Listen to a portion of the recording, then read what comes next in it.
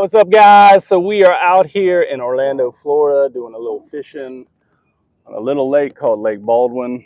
My light's still on. Yeah, it's on. I don't think I need it now, though.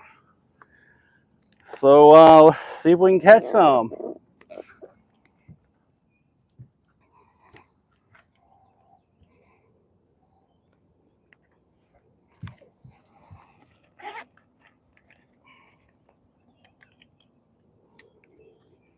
Let's see if I can change this so you guys aren't looking at my seat.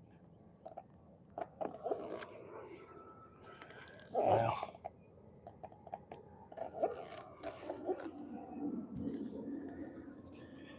you guys are going to be looking at my seat a little bit.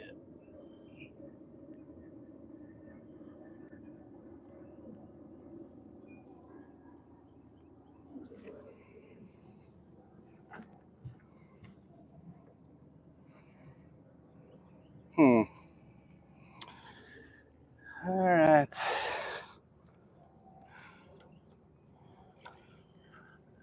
So this is a deep, clear lake. We'll probably focus in like 13 to probably 10. I'm going to work some grass lines, but there's an area I want to get. We had a pretty big storm last night, and we've been getting a little bit of rain every day, so that's good because these lakes need some water in them. But I'm just going to work the speed worm on this edge to get over here. Man, it got light quick. I may go to the smaller one, but if I see a good school, we may slow down too. There's an area I want to go target real quick. I found 2 schools last time I was out, but I didn't get a lot of size, so may try some different stuff, see if we can get some bigger fish.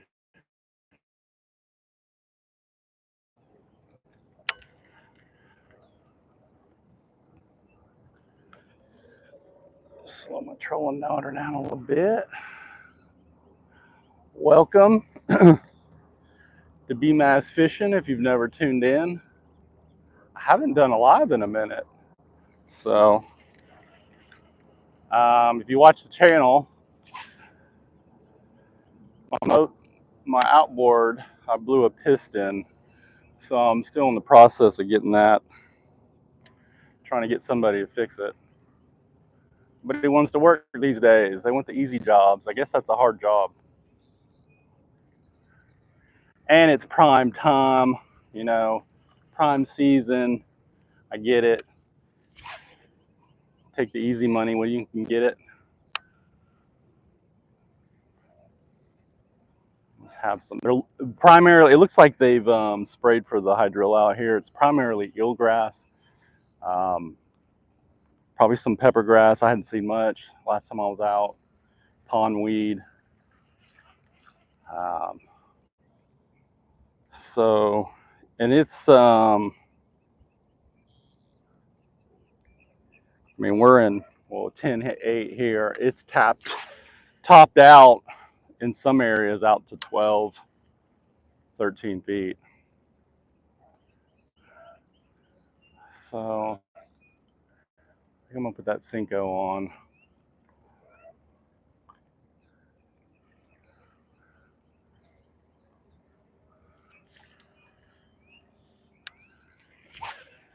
I wanted to use this bigger speed worm. See if maybe that guy's gonna run right into my other spot. Hopefully not. Hopefully he didn't find it. Oh, there he is.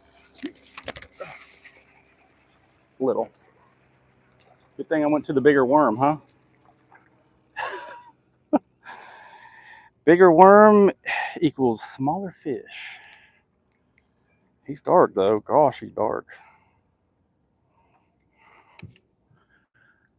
Just in case anybody's watching that doesn't know what a bass is, there's a really small bass.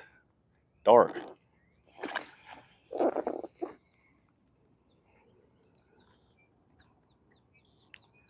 There's some. Let me sit here for a minute.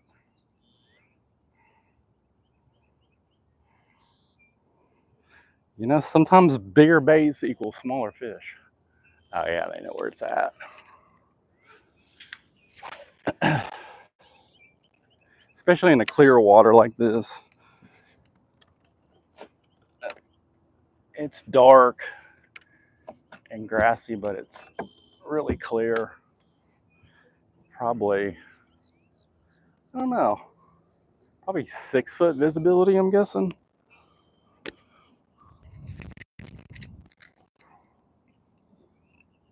Oh yeah, there they are. I'm on top of them though.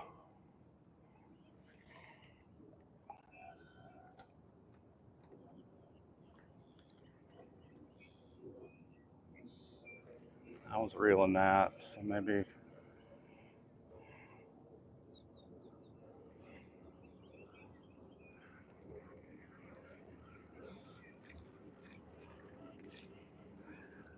And I'm throwing a mag speed worm. I got a Bass Pro Shop Carbon Light 2 combo 7.3, I think. Medium heavy, that's what I usually throw this on. And I got 15-pound fluoro. Oh, there he is. Oh, that's a good one. Here we go. It's a ski bass.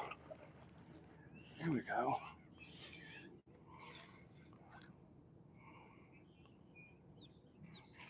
There we go.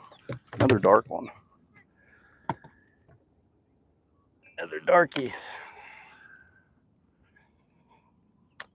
EWG. People talk about these. I throw a speed worm with my EWG. It's another one, guys. We got on here.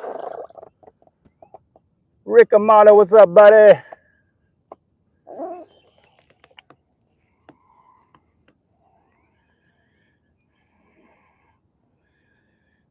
Little Friday morning fishing action. Oh, yeah, they're right on my school.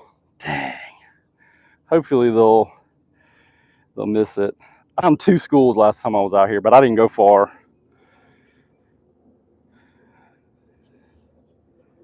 Because I'm on trolling motor anyway, and I'm really taking advantage of just kind of sitting down on these fish. I mean, my experience, probably yours too, is when I tend to leave fish looking for something better, I end up just not finding anything better. And I've caught most of my big fish around areas where I've caught a lot of fish. You gotta weed through them, but eventually you get a bigger one. And usually you're doing something, you change up just a little something, slight bait color, or maybe a different weight size. So we may try some different stuff and see if we can trigger bigger bites, but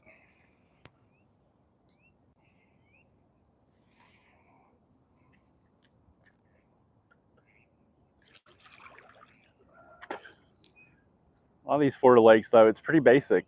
They don't want it super exciting, finessey or anything. Ooh, that'd be a little wad right there. Like I was saying, I wanted to start there because I caught a lot of fish there. This area looks like this other boat just is right there. He might not be on it yet. So hopefully they don't hit the right spot. But my other spot I caught him is closer to the bank. There may be some runoff. We had a big storm last night.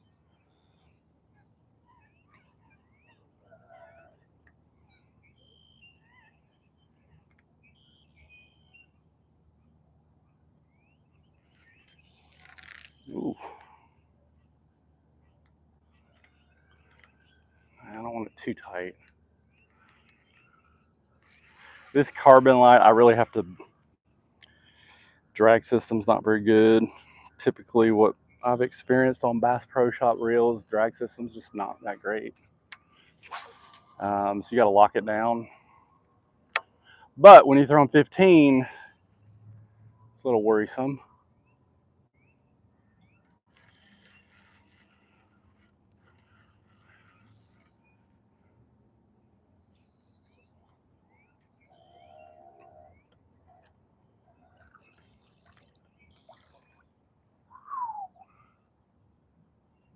I didn't get any bites last time on moving bait, so I'm not really even going to waste my time. I may throw some DTs if we get on a good school, but these fish are roaming around chasing fry balls. Ooh, that was a pretty good splash. There he is. Little. Huh. They don't want the... Oh, you got my worm, you sucker. And I snagged him. That's crazy. That's crazy. All right. They don't want the bigger one yet. I caught my bigger fish on the either a Senko or a small speed worm. So that's what we'll do. Maybe we'll go back to the bigger speed worm later.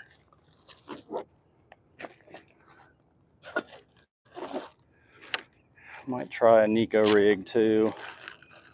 Drop down in line size. But I mean, when you're working around all this grass, it's just kind of tough to want to do that.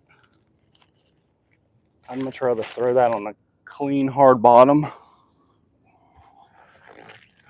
Yeah, we got a 5 in here. Y'all send a comment. Hit that like if you would.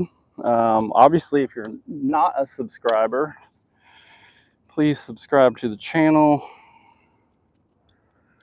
We're going to go with the Senko real quick.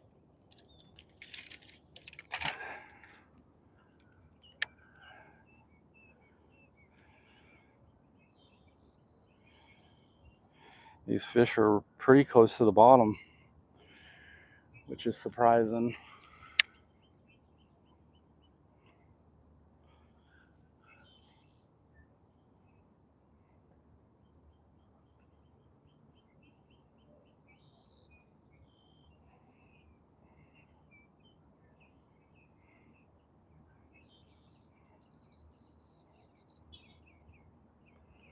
Just putting this Jumbo Senko on.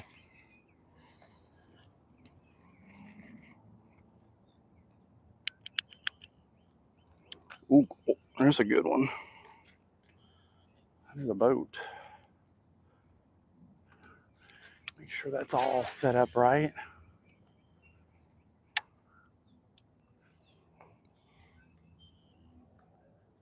Take these off.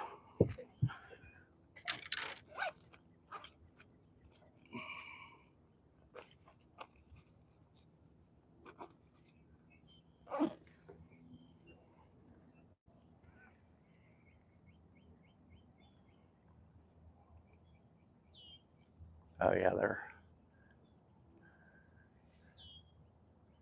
they're either on it or just past it. I think they're too shallow.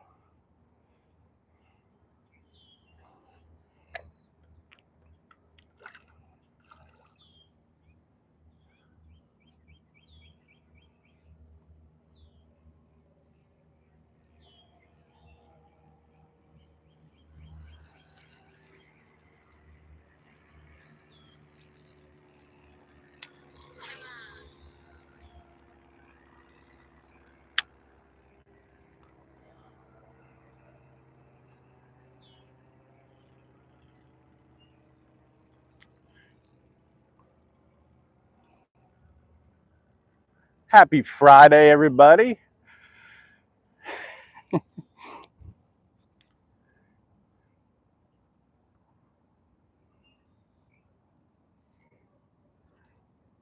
We're at about 10.5 feet right here.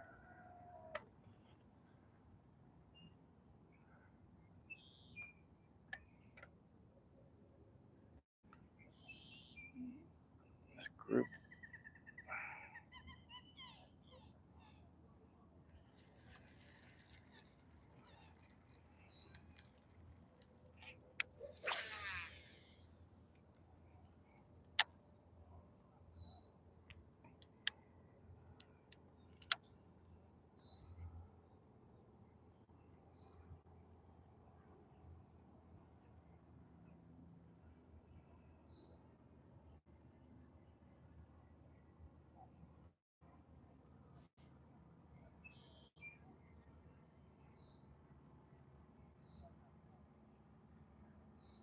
Yeah, they're sitting on it.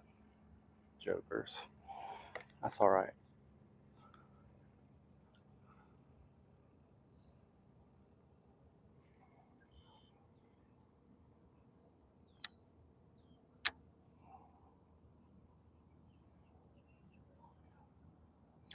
Yeah, this grass line, you know, it follows the contours in certain depths, but because of they've treated the hydrilla, apparently, um, there's a lot of breakups. You may have a patch here, patch there. It's not just a solid line. That hydrilla will kind of fill that in.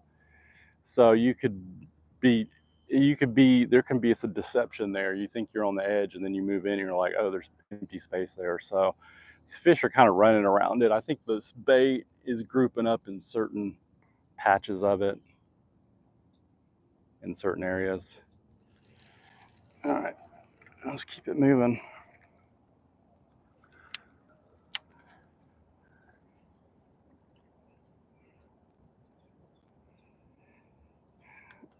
Make sure I got my worm straight. Super important. You reel your worm in and it's doing that, it's not straight. Something's wrong. Gotta get it straight. One, it'll twist your line up, but two, it just won't glide like it needs to.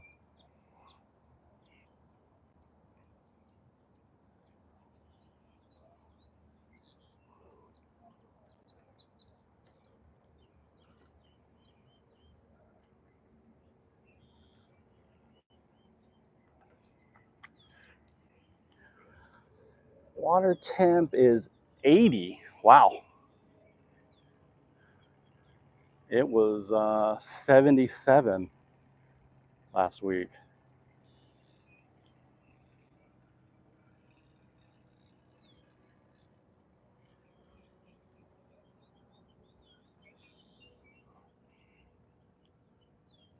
Well, maybe we need to stick with the speed worm. Seem to get a little more attraction. You know, this, you throw it, it's going to go straight to the bottom. That thing, especially that bigger one with the 3/16, is going to helicopter down. Kind of gives them an opportunity to give it a look. But we want to focus on what we can get a good bite on.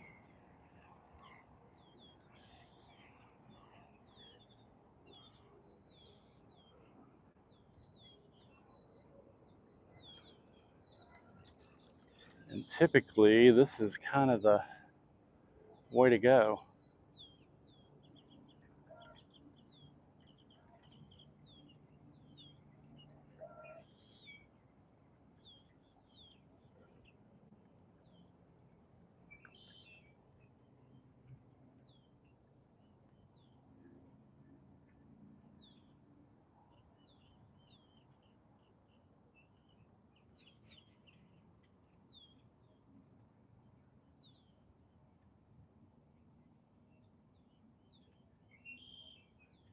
They're sitting on it. Wow. Speed worm definitely got me 3 quick bites. They weren't the size we wanted, but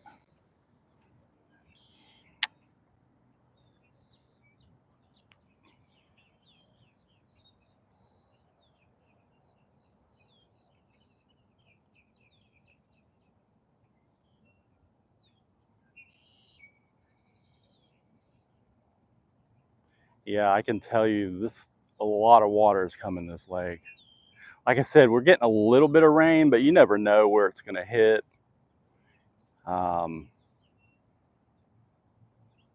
In the area, just because it's raining in one area doesn't mean it's getting it in another. But yesterday it was pretty, I'm sure every area got hit. So yeah, the water looks a lot higher, which is good because this lake was pretty low. All these lakes are really low. Good thing is it doesn't take a whole lot to get them back up.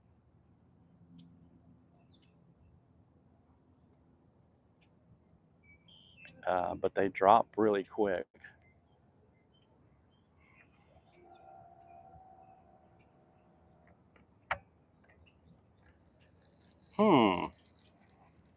That's not.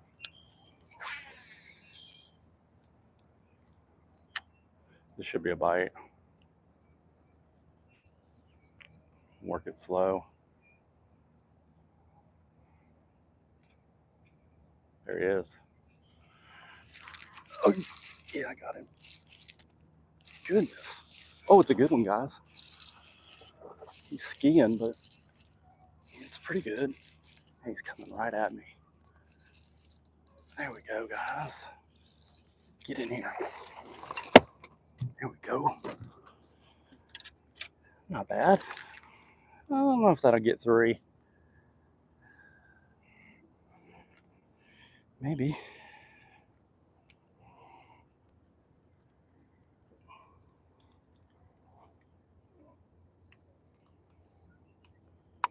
Dang, he was so good. This one, guys, it's probably about 2.5, I'm guessing. Anybody with me? We got 16. Nice. Don't hit that like for me, guys, if you like catching fish. And check out the channel if you haven't, obviously. Let's get a weight on this guy real quick. 2.7, I'm guessing. Or 2.3. He's kind of skinny.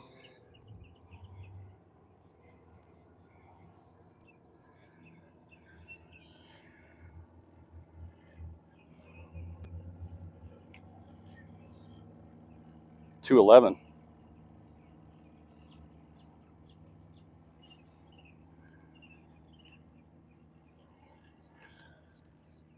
We'll put him in the 5 marker, but hopefully we won't have that one at the end of the day. See what our best 5 is. It's a good one, guys. It's a good solid fish anywhere.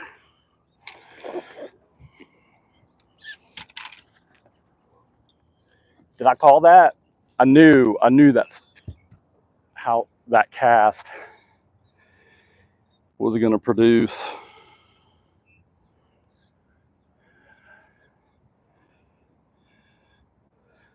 If you want to watch,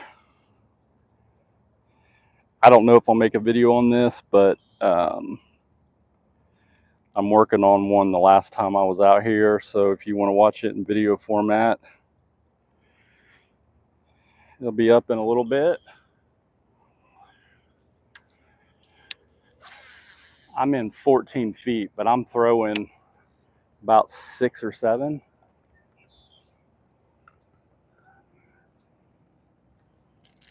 Oh gosh. It's amazing how your drags move.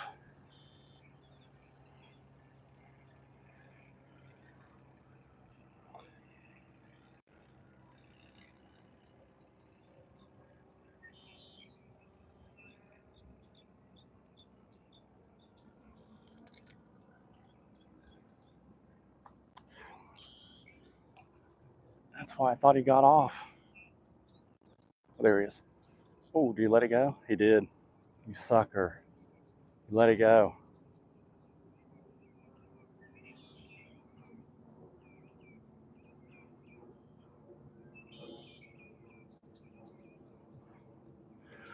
What I'm noticing is those turtle bites, they're the same thing. You think you have one, and then they'll come back. I think it's turtle. I don't know if that was a turtle. I don't think that was, because they're usually a little further out.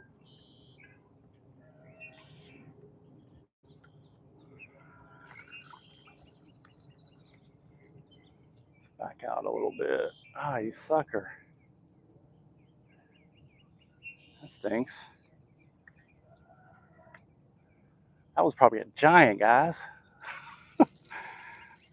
This worm, might have to switch it.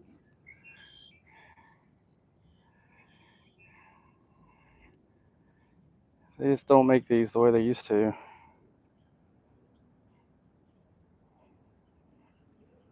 But I do like a soft worm.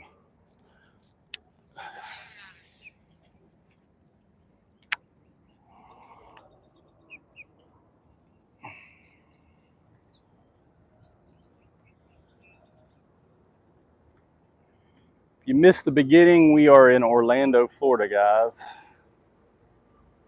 Home of Mickey Mouse, the Orlando Magic.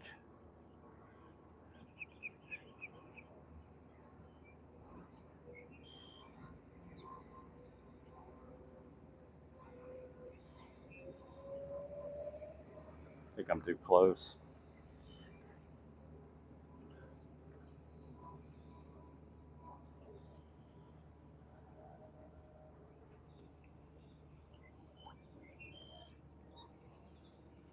Oh, sweet. They didn't see it. They didn't find it. They moved right past, they moved past it. I felt like they were a little shallower than they needed to be. There was one couple clumps that extended away from the hard line. And that's where there was a good group. I mean, they may not be there this time, but since we've had rain and stuff, but I'm guessing they will be. To him? Nah. Come on, guys. Let's not slow down.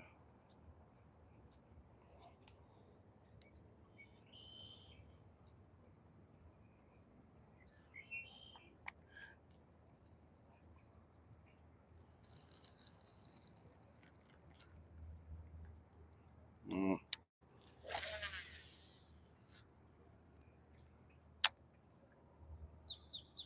So on my Cinco setup, my Texas rig, now I'll vary weights, but on this in here, and usually my primary go-to is 3/16. I got 20-pound fluoro on this, and 8-3-1 quantum smoke,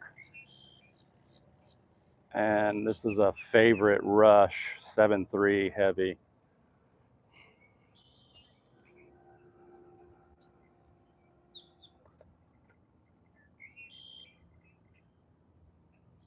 It's good up to about a half, I'd say, and half it's iffy. Oh no, pulled it up on some grass. Dang, what is going on?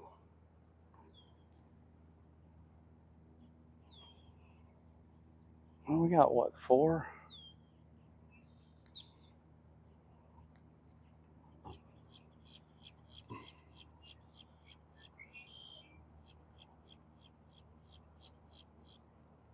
Oh yeah, this worm moved. Let's put my 4 in there. Got my clicker.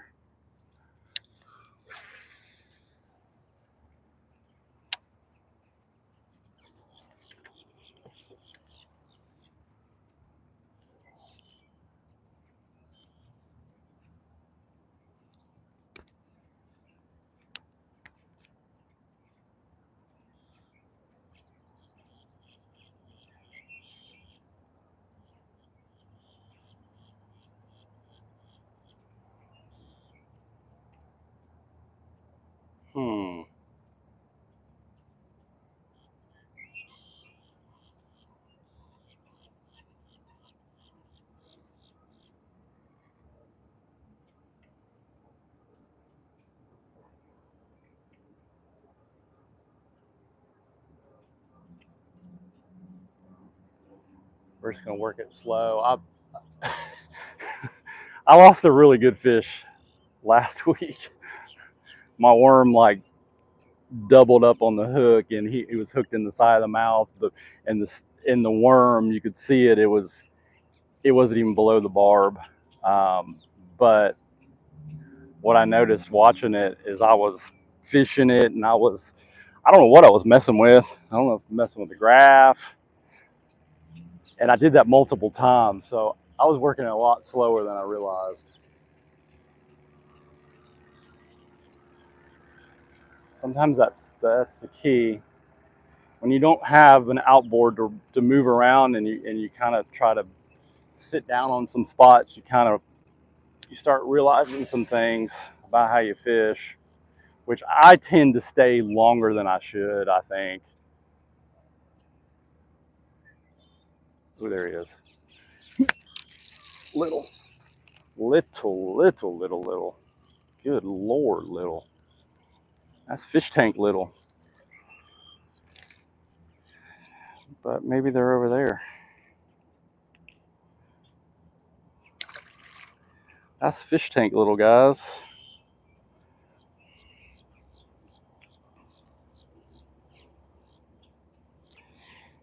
If you're watching and you're new to the channel, please consider subscribing. And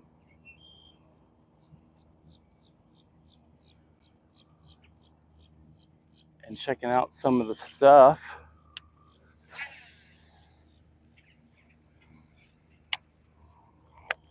Is that another one already? Huh.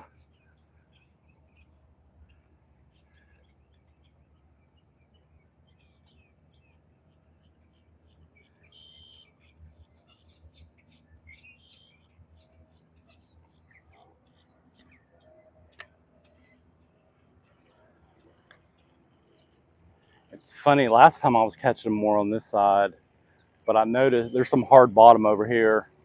Oh, that was a good splash. I think I'm too close. And probably because that water was low, there was it was all silted in, you couldn't even feel it. I'm guessing this water coming up maybe has washed some of that out. I'm feeling a lot more open spots.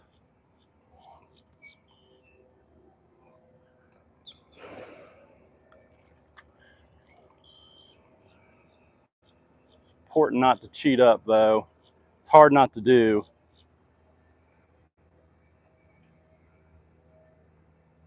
Let's go. I think they still are over there.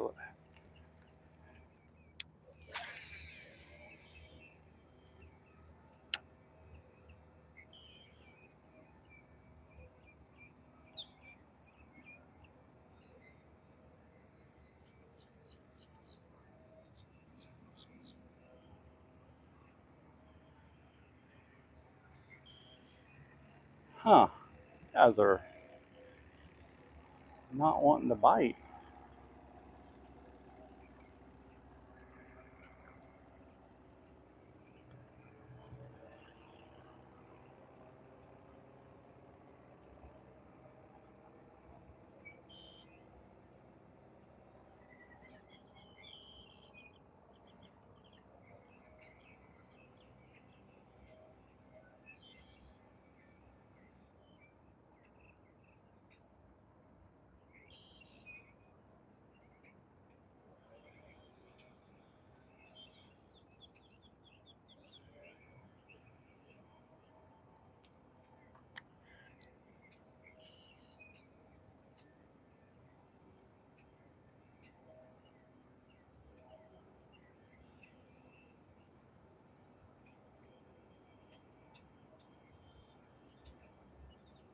They're here.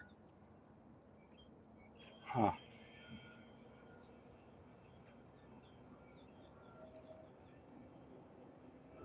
Another thing, I tend to work it back from where I want to fish, and I'll work it out and then I'll reel it back in the rest of the way. At least when you pull up on a spot, you want to work it all the way to you, because there's just certain times, and it seems like April is one of those times, like I'll be getting boat bites right at the boat for some reason, even though what I'm targeting is out. I don't know if they're following it, what they're waiting. They're waiting for an easy ambush and retreat into deeper water.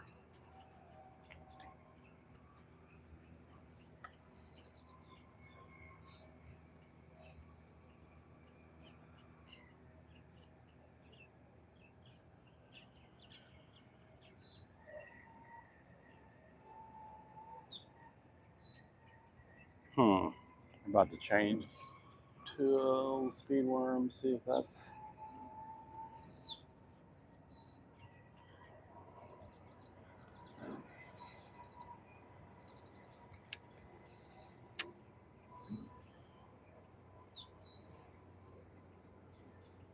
I think I'm too close.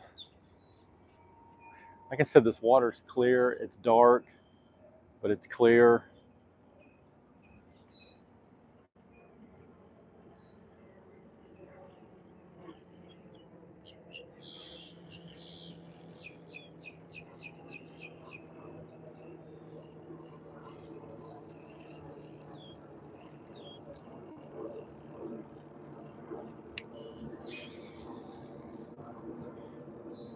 Usually on these areas, you gotta find there's one specific area that you gotta be in.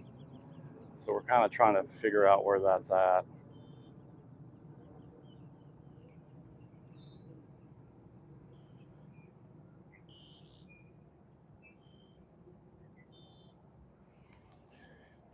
Come on, guys. Anybody on? What's up, Mike? Catherine, where are you located? Orlando, Florida. Mike, the boat. Yeah, I've been meaning to hit you up too, dude. What's up, dude? Hello from Japan. What's up, guy? Yeah. I blew a cylinder in it in March.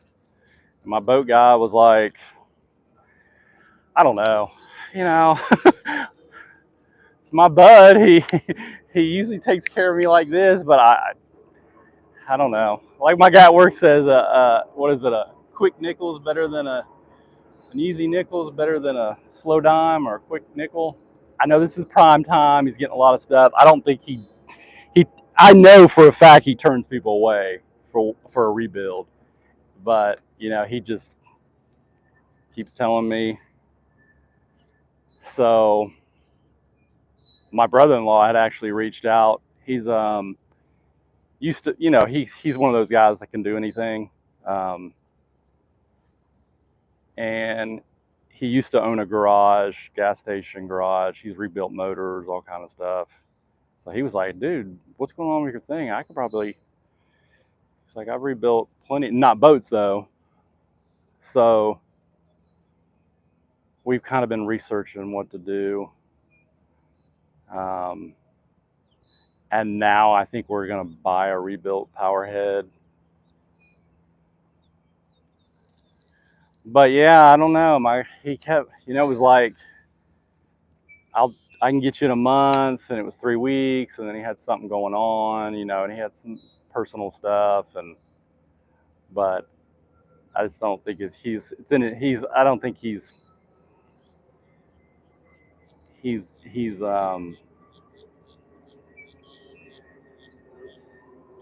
feeling it.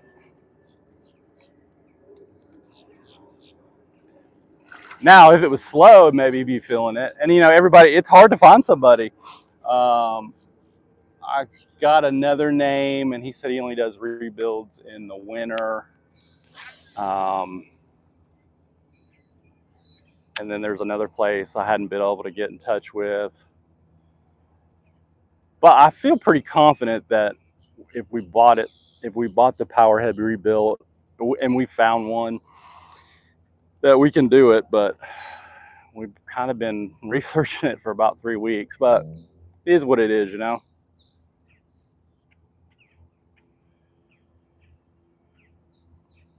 I was actually meaning to call you because I actually need my bunks redone. I don't know if it seemed like somebody had mentioned on the channel that you did their bunks. I've been meaning to do them. I just don't have a ton of tools. Well, dang, we're gonna have to change the baits. And probably, you know, I got 15 on that other rod. Go to 15, but this grass out here is gnarly. Like I said last time, I don't usually have to retie 20-pound fluorocarbon. I retied probably 4 times, and I'm probably just not where they're at. These fish, like I said, are moving around a lot in tight areas, but they're moving around a lot.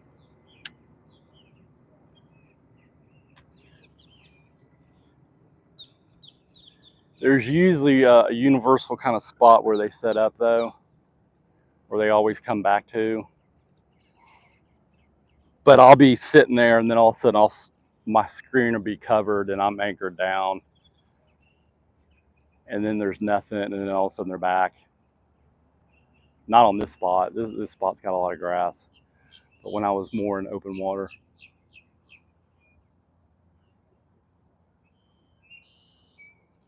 But we got, what, the water temperature is 3 degrees higher than last week,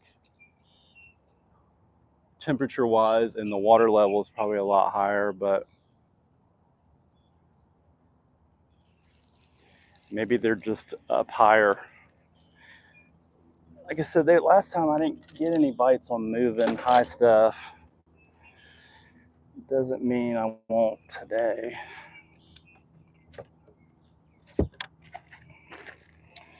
Back to a speed worm. Well, I got those 3 bites quick on that bigger one, but they were small. See, like I retied this 15 a ton. I gotta retie.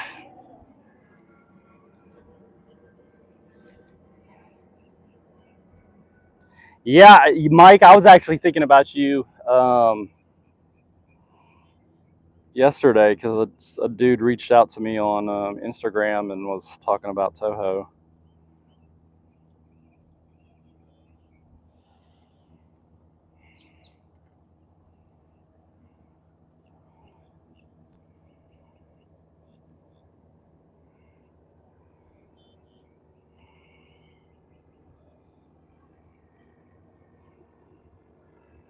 And just for you guys, if anybody's watching that's interested in supporting local businesses, Mike Fletcher, that's on, has a bait company. Jack of all trades, also does carpet. He did this carpet. Magic Mike Baits. Where'd my worm go?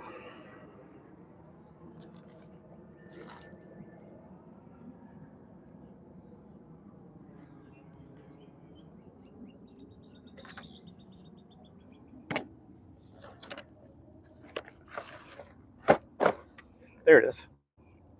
Like I said, jack of all trades. We got on Andrew Pullman. What's up, buddy? OG. Good morning, sir. In the house.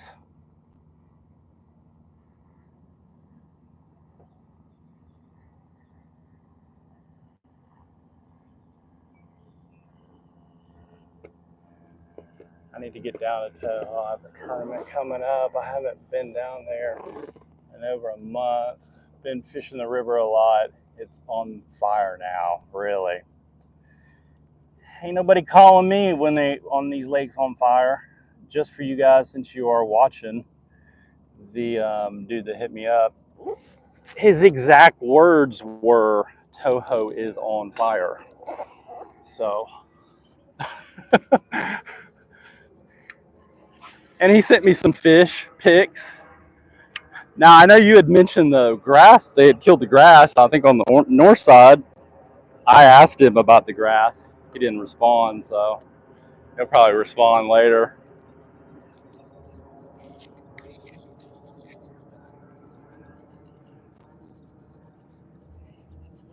Maybe they want this thing moving.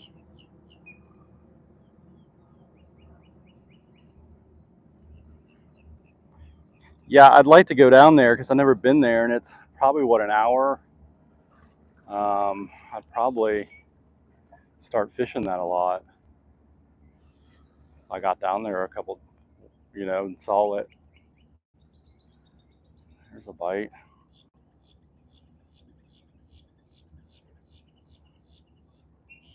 Yeah, they are being 3 quick bites on the big, but we were out. We were out a little bit. And one up here, shallower. It's not shallower, it's just deeper, closer, on the Cinco. They're here. I can see them. Oh, yeah, they're picking it up and dropping it for some reason.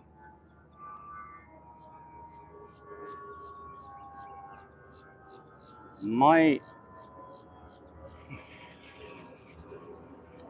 have to just, I don't know. Sometimes you just have to go through some different colors. Low light, I'm just using darker June bug. Usually the way to go here. Sun comes up, I usually go to red bug.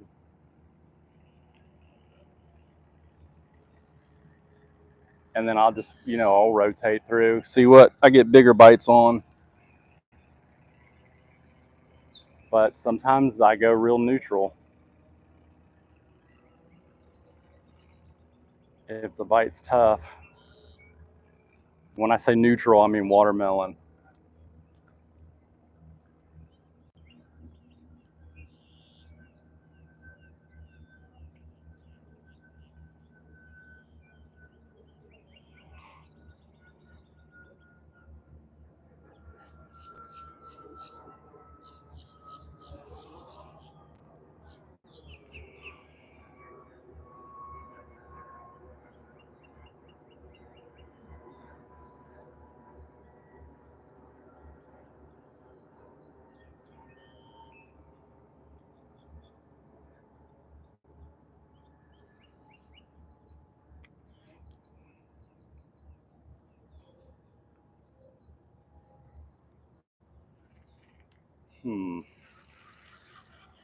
These fish are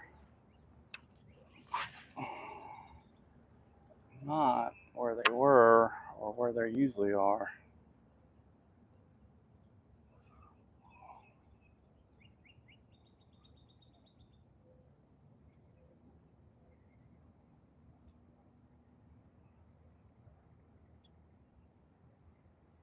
Definitely a lot of fry around.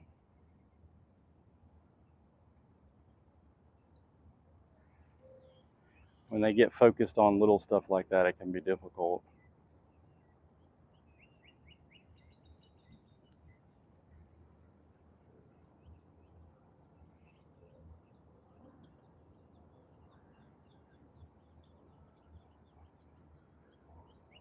And they maybe just wait until they can see. Sun gets brighter. Sometimes it's like it's good like first thing, and then other times it's like seems like 8 o'clock's been kind of the better time. We at 7:17.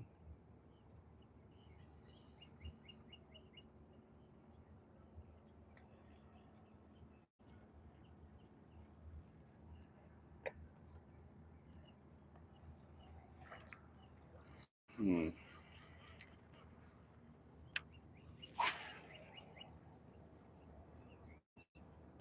See if we get way up there.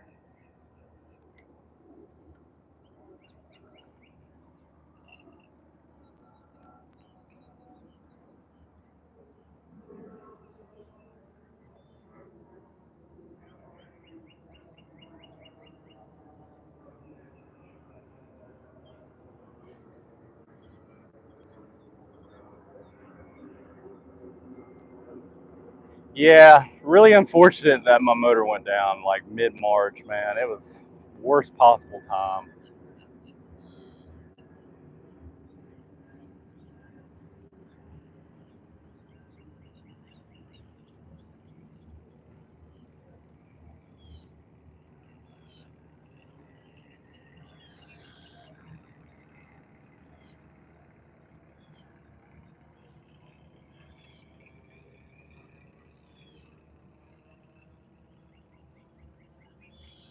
Oh, the other reason I was thinking about you, I lost a giant on one of your worms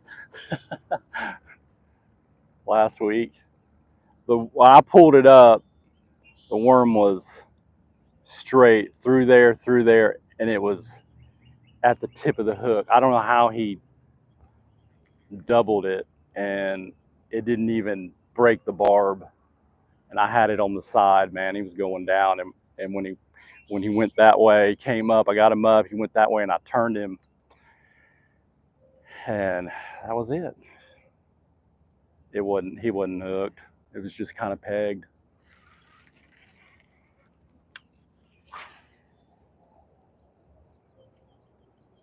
It's one of those things where you like it didn't bother me at first. It's like, I'll get another one, and then they stop biting.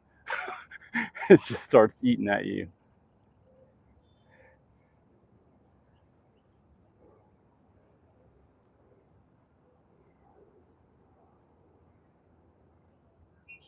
It wasn't here. It went on this lake. It's on a different lake.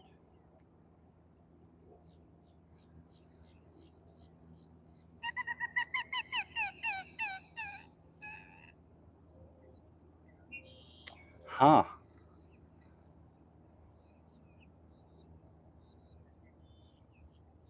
This spot usually produces.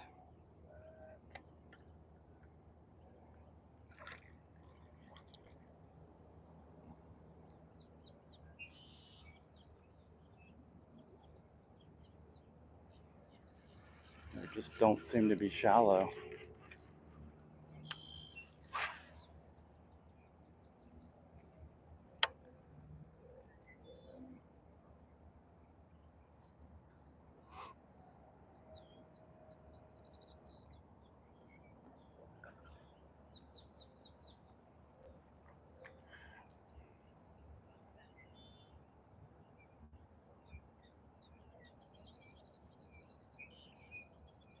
They're here though. I don't know why maybe they just haven't settled.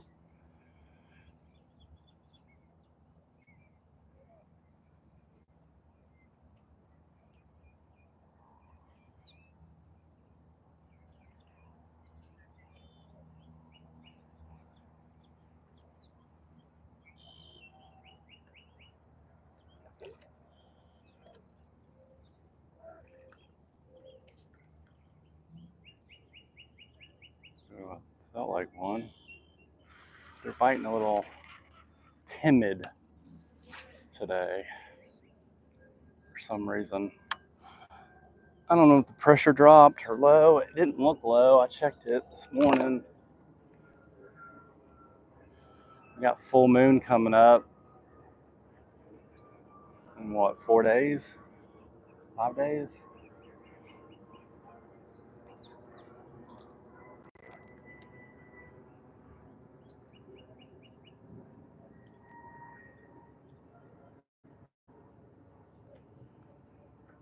Oh, there he is.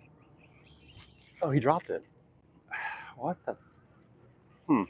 Usually when they do that, that's what we're gonna do. I go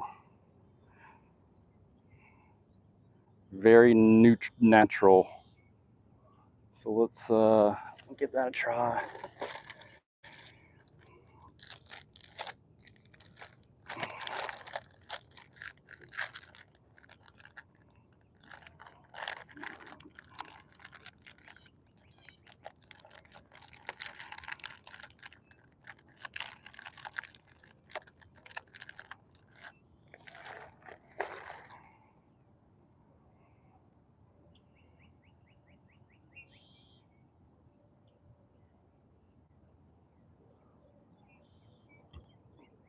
I got a question. Hopefully somebody's on. When you guys or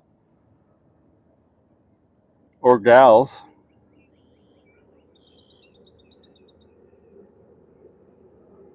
use speed worms, do you hook the tail up or down? And do you change it if you're dragging it versus reeling it? And do you know the difference that supposedly happens? I've caught them both ways. Um, the impact of changing the direction. See if this just very neutral watermelon. The water is not, it's clear, but it's not clear. I mean, it's dark. It's pretty, it gets a lot clearer in the summer.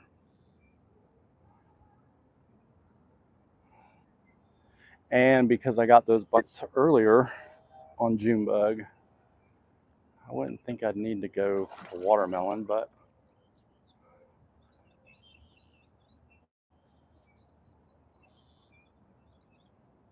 and because we had that rain, I'm guessing the water is even more dirty. So I may need to go darker.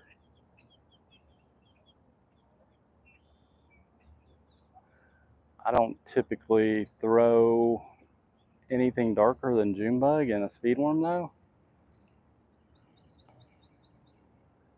I think I have some candy bug though.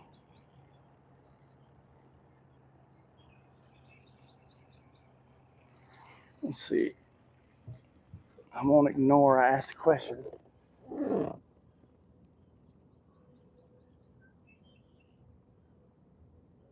Oh no, I'm at Lake Baldwin in Orlando. Oh, there he is. Oh God, I got a bite right here.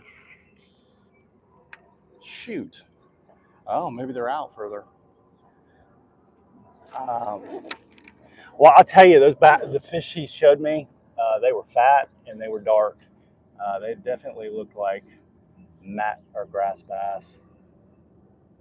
Tail down, yeah. I reel it tail down too, always. Now, if I'm fishing it in thick stuff and that tail starts ripping, I'll put it up. Supposedly, tail down makes that worm ride up, and then tail up will keep it down lower. The action's still the same.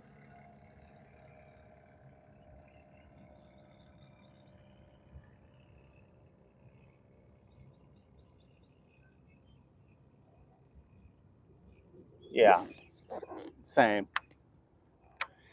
And when I say tail down, that's tail down like that. Make sure that's straight. But you flip it like that, like you would a U-tail or something. It'll stay lower if you're swimming it, and if you're dragging it, it won't get hung up and rip that tail as much in the grass.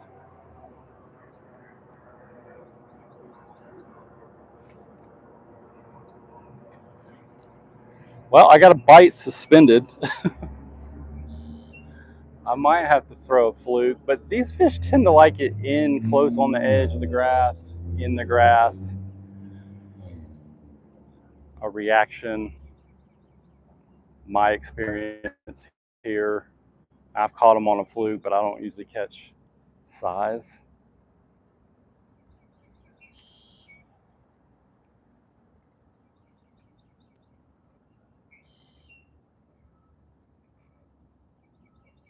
I want to say I fished a weight Cinco last time I was here a little bit. I don't think I got any bites.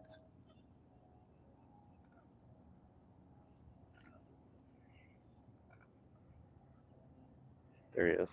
Is he gonna hold on to it? Yep. Here we go. Nah, not big. Further out. We're in 14 feet right here, guys.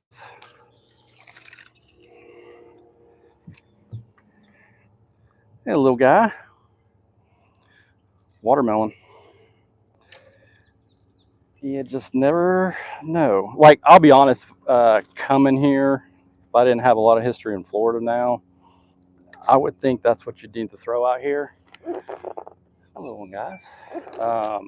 Just because, jeez, just because the water's so clear, but it's super dark, super tannic.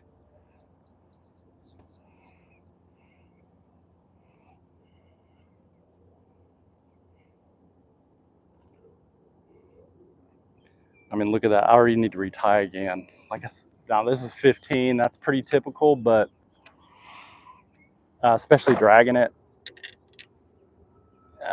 But this grass is really thick and really hard, which eelgrass typically is. But what I was saying earlier is that I was retying 20 a lot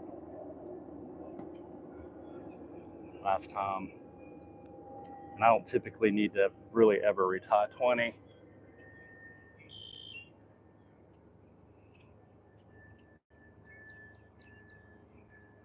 It could be the teeth of these fish too. You know, those little ones.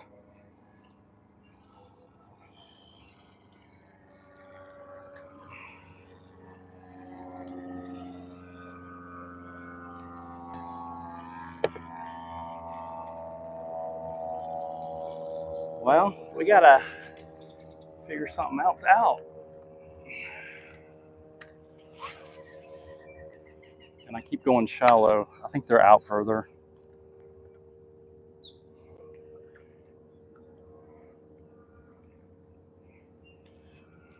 The activity though is close, so it's kind of surprising.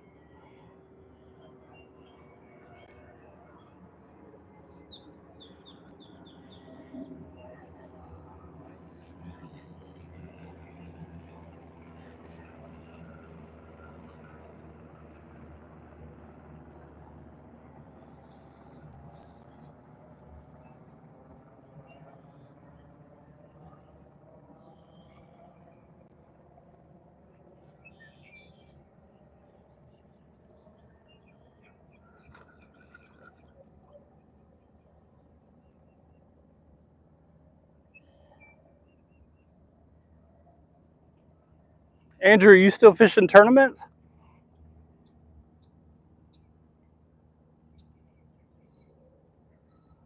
I'll tell you, that guy caught a. Andrew has a channel, guys. Check him out. Um, Caught a giant on Lake Yale in a tournament.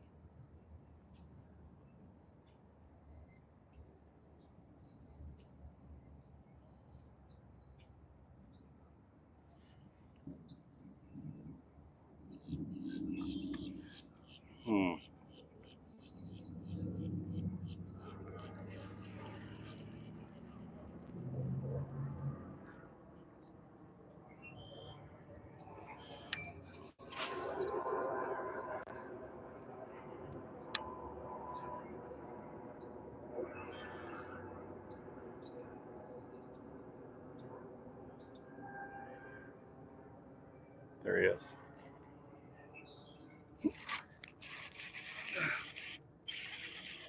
Little, I think. Yeah, little. Come on, bro. You got time for this?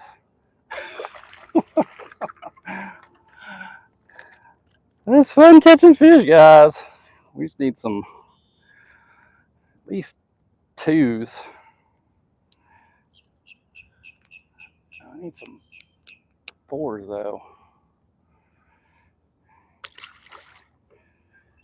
So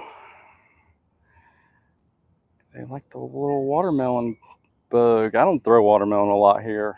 You know, before I moved to Florida, it was usually either watermelon or green pumpkin anywhere I went.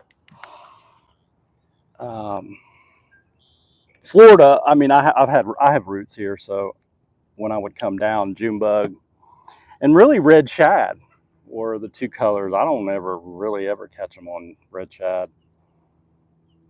I don't even hardly fish it. There's one lake that's real dirty. That's my go-to color there, but on average. But that was what we would throw when I'd come down on the summers.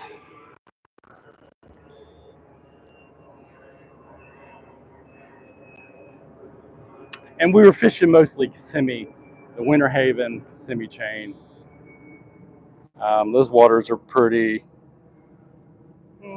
dark,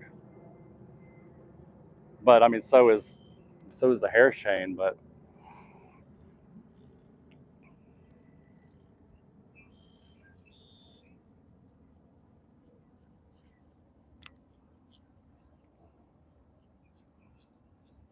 every once in a while. There was a couple lakes in Tennessee red shad work, dirtier ones.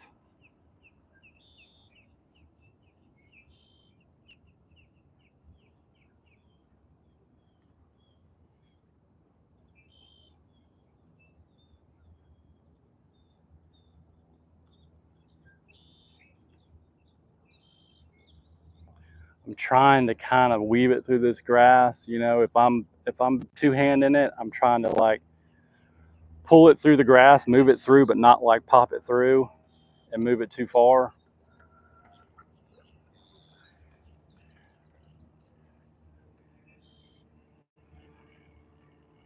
Which a lot of times that's how they want it. When you get kind of nestled in that grass and you pop it out, but it doesn't seem to be that kind of bite today, or at least right now.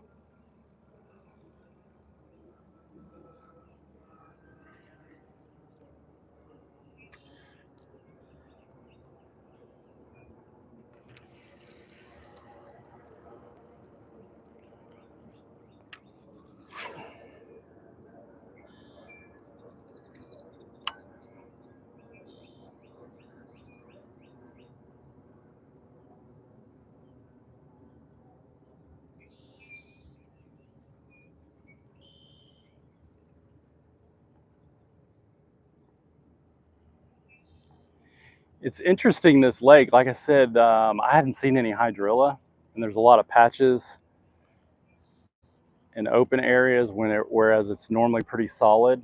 So they've sprayed it, but the quality, the water quality and the clarity is still really good. I don't know who's managing this lake or how they're doing that, because it seems like most every other lake in Central Florida, when they treat and kill the hydrilla, the lake is just trash for a while. And I'd say most of the lakes around here are going through, I mean, the chain, I think, a lot of these other lakes, they're going through some mismanagement, I would say.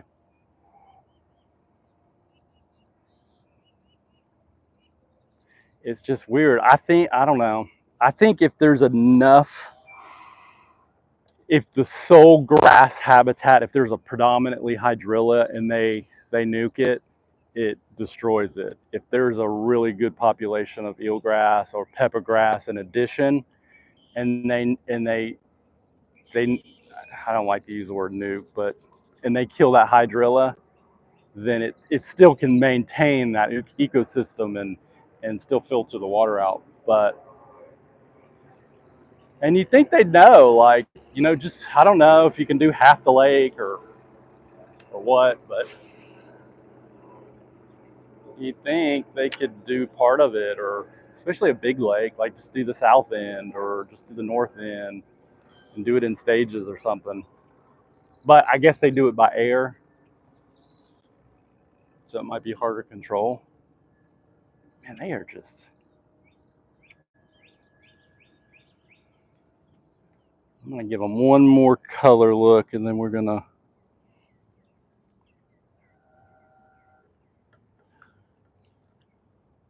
I want to play with some Nico stuff today. I don't love throwing it around thick grass, but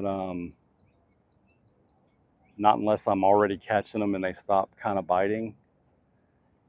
But I got a couple different baits I kind of wanted to try. Um, but since they're not biting, usually that's my kind of backup. When they stop hitting a Texas rig, then I want to go with that. It's not usually my primary source around in grass. Now on hard bottom, yeah.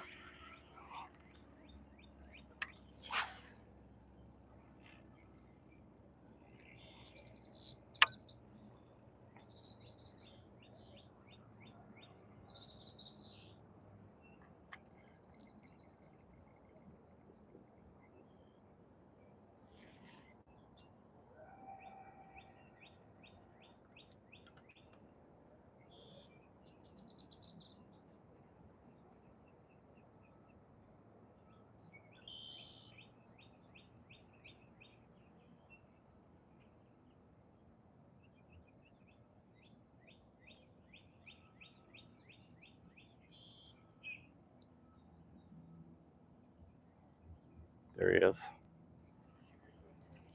Oh, you sucker. That's what I mean. Maybe they're just small.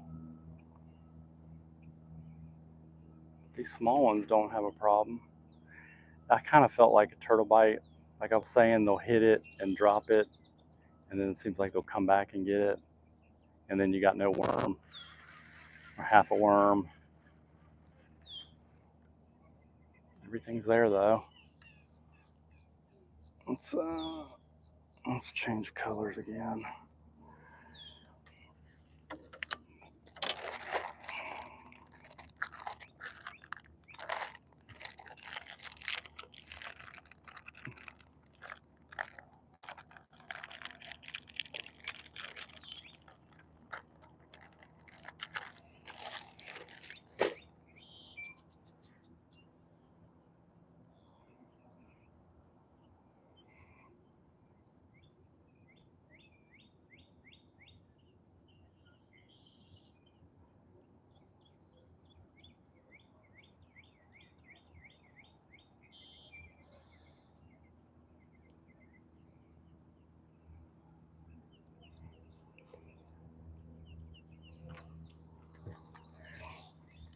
Let's try not to neglect you guys too much.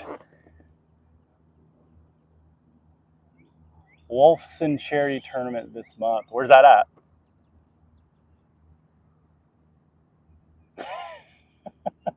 Thanks, buddy. Yeah, I'm off on Fridays and Saturdays. We need to hook up sometime and go, Andrew. Football for Life 56, like the name. I'm using a speed worm, the small regular version Zoom. In watermelon, I started out with June bug, caught a few, went to watermelon, and now I'm gonna go to red bug. That combo, the white one, this is a very, I use this for my speed worm. Very economical combo. I like the rod a lot. Very, it's not super balanced, but you get used to it. Very parabolic.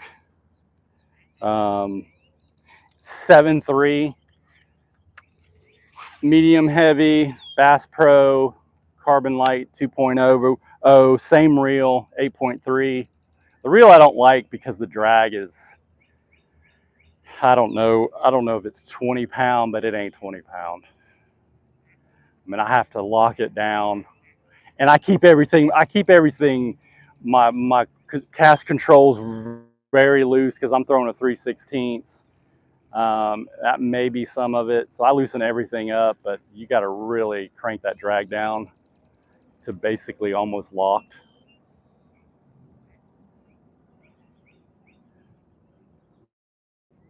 I don't even know if you could, and that's where I use it, and you can still pull it. So I don't even know if you can lock it down. Like I wouldn't fish braid with this or flip with it. I mean, the rod's not a flipping rod, but it's great for this. Moving baits, probably be a good chatterbait rod as well, just because it's got a lot of give. It's probably got a, I mean, I could set the hook and double this thing over. It's probably a 60-40 bend. There he is. Stay on. There he is. Better. Not great. All right, we might have found the color. First cast with the red bug, which is one of the colors I did pretty good, but last time I rolled through this area, where'd my worm go? There you go. Yeah, probably just at 2. There we go, buddy.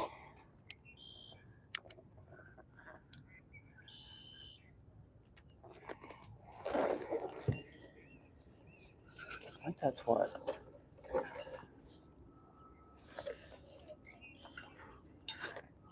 where my worm went?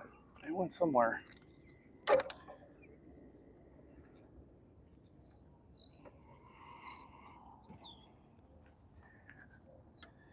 That's number 6.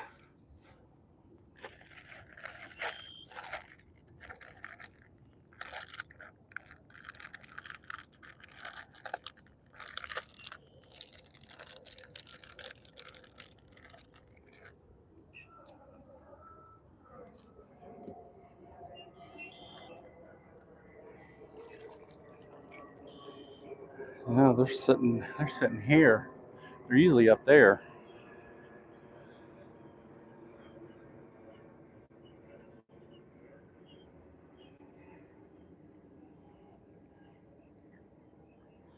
We're gonna move out a little bit.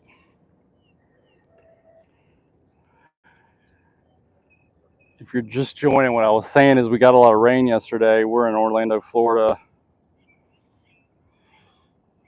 Figured these fish would push up into some of this new water, but it looks like they're actually have moved out further.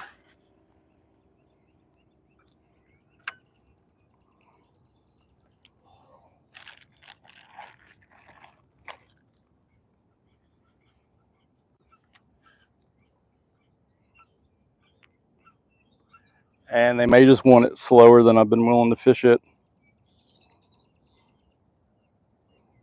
so far.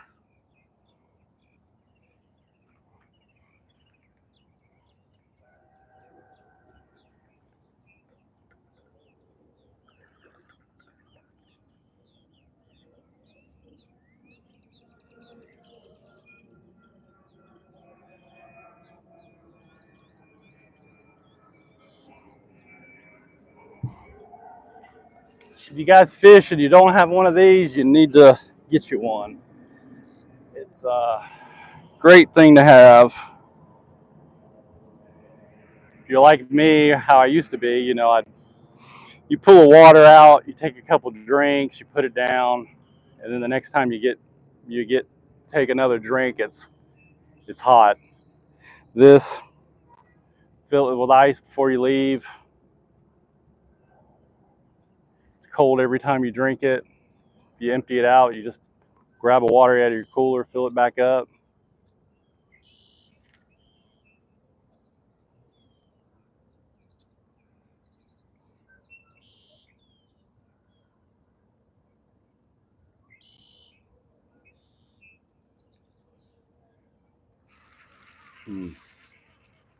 They're just not really over here.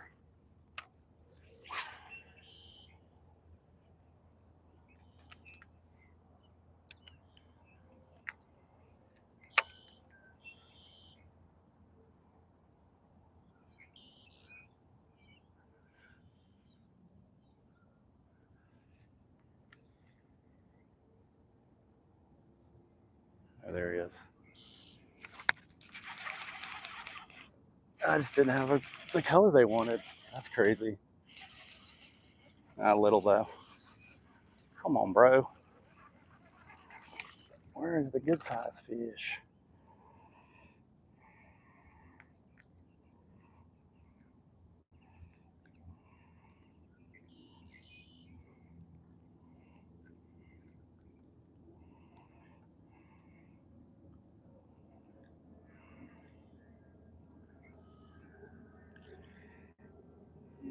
Little one, guys, dark. Look how dark that fish is.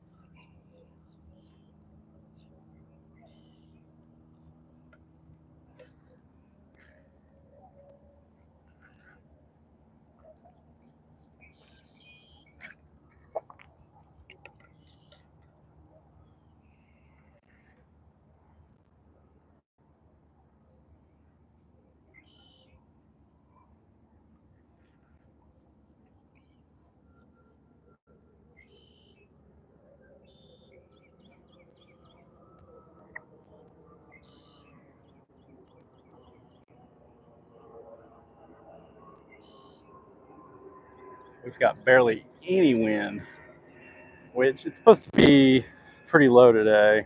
That's why I came here. This lake can get windy in a hurry. Really low banks. You wouldn't think it'd be as deep as it is. Well, they're pretty high over there. It doesn't shield the wind though.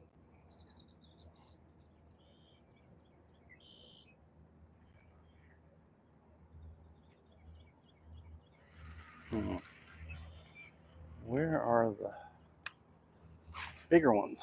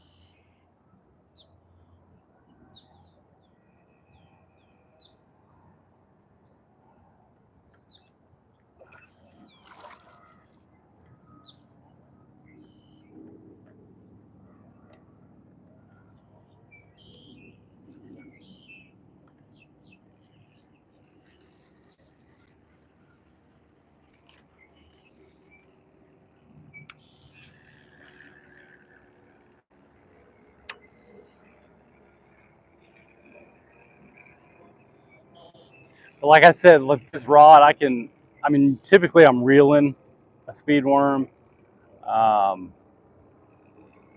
I'll also drag it so I can work bottom baits. And, but because it has so much bend in it, it's really good for fish that hit a moving bait.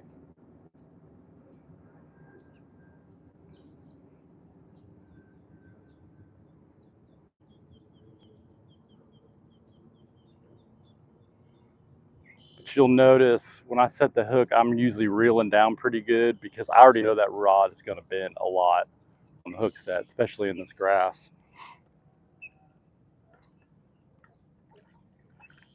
And you're going to miss a fish.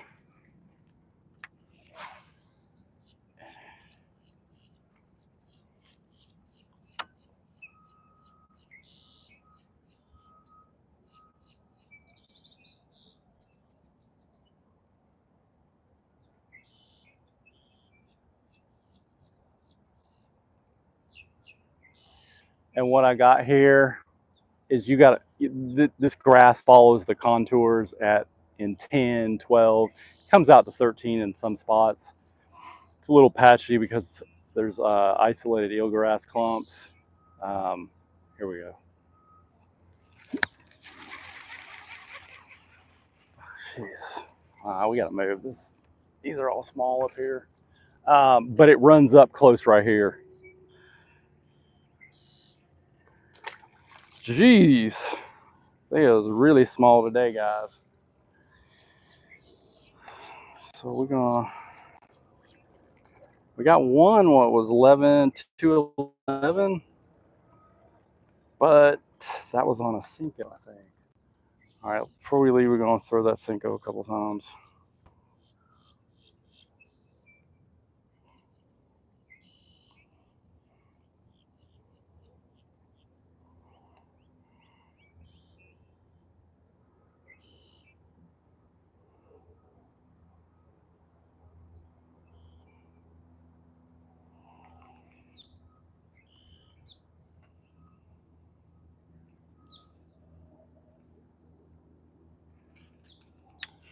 And I really need to retie again already. It's the bad thing about using 15, but like I said, this water's really clear.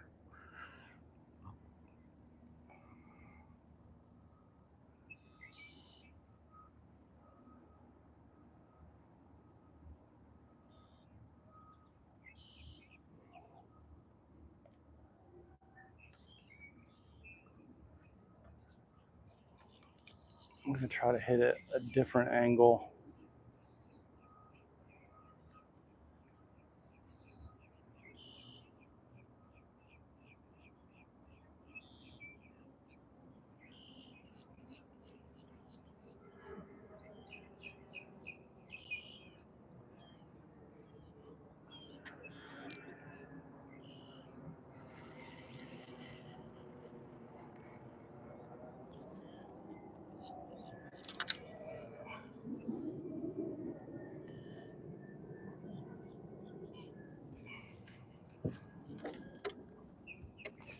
Got on at 19 on. Is that 10? 10. Oh. And that's what I'm using right now. You can see that's June bug. That one's red shad. It's dark, but it's translucent. And then that watermelon is real finesse. And just the small one.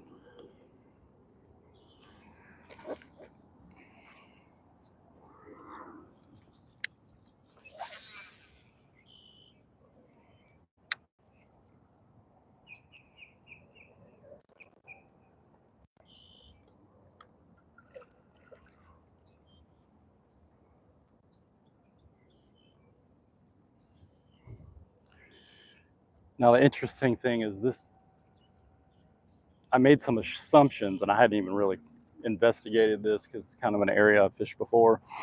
Grass is different. So there must have been a lot of hydrilla over here. It's gone. So it's a lot more open over here than it used to be.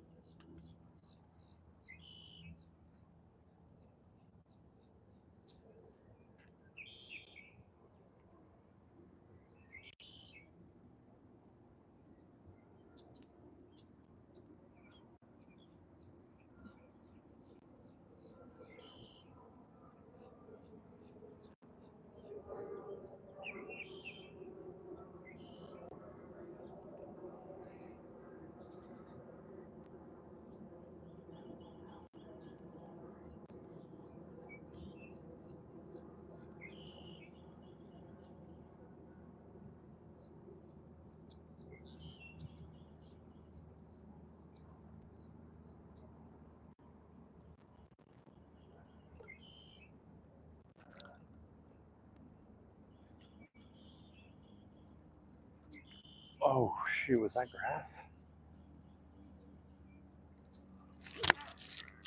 There he goes. That's a good one. He's just hooked weird. Oh, there he's all turned up around. He's pretty good. Here we go, boy. Oh yeah, that's probably 3, maybe.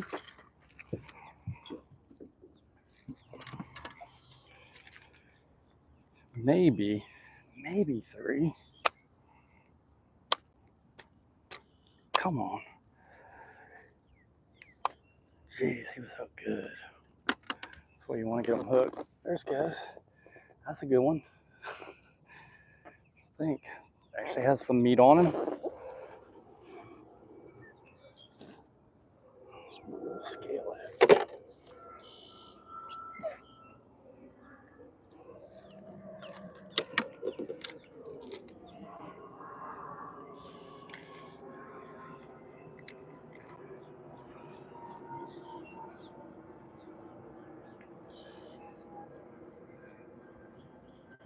Jeez, same as the other one.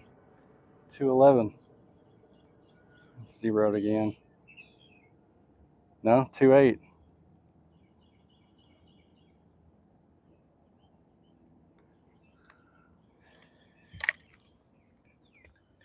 That's a good one though. Nice quality fish. Thanks, buddy.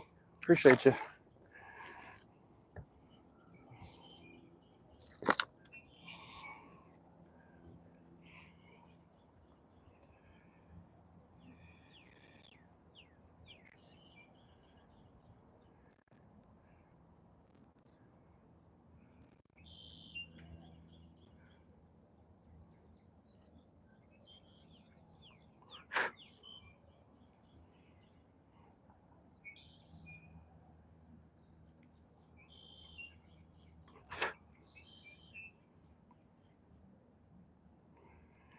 Just gonna bite that Cinco off a little bit.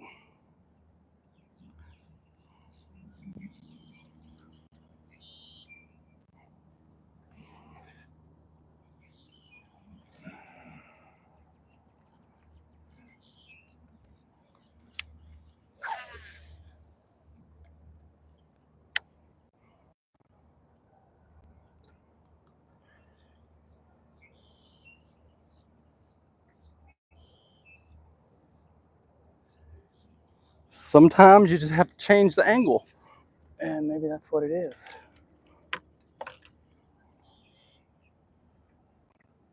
Might want to throw that swim jig, but the water's pretty clear. It's really clear. Oh, good Lord. Nailed it. Dropped it.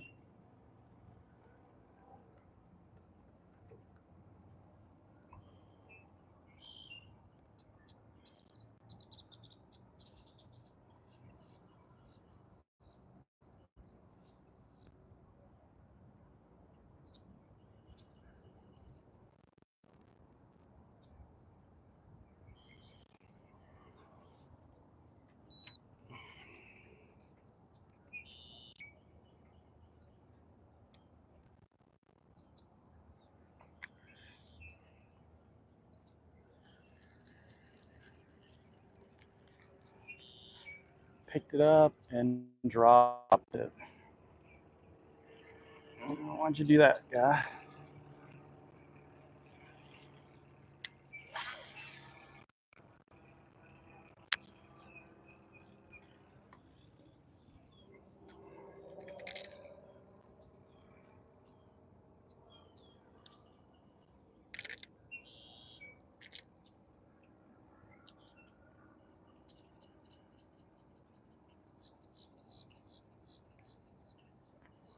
Ah, that's a sweet spot right there. Should get bit right here.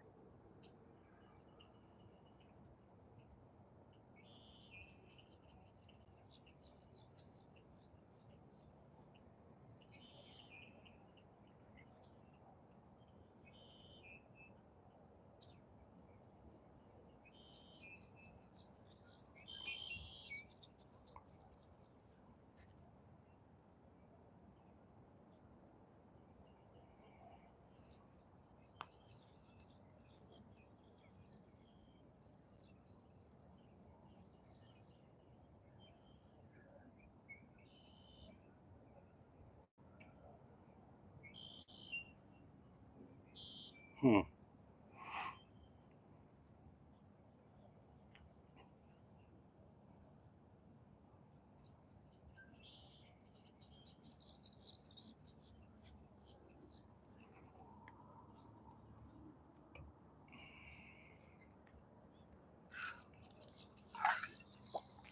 Mike, you still on? You working on carpets today? Radios? Got anything going on?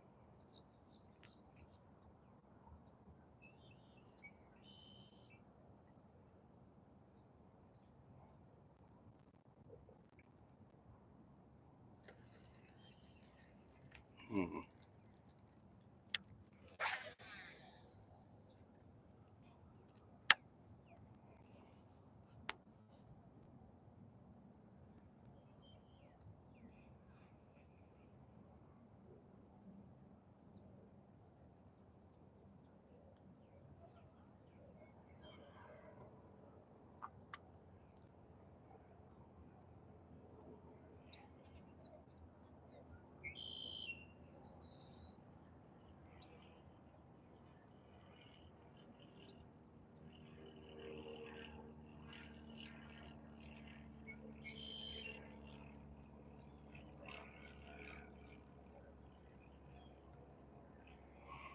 So I'm throwing a Cinco right now.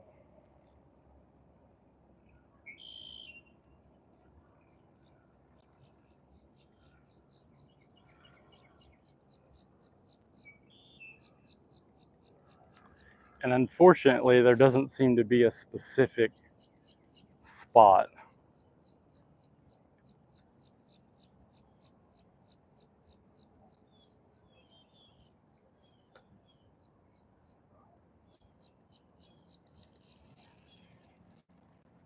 that I've been able to at least identify. Usually a lot of these offshore spots, if you hit a certain area, it's where you get bit.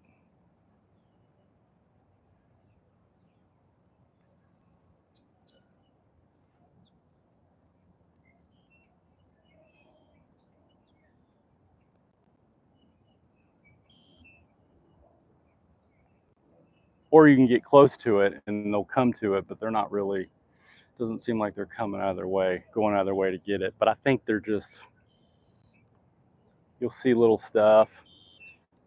There's a lot of, like I was saying earlier, there's a lot of fry balls kind of moving around.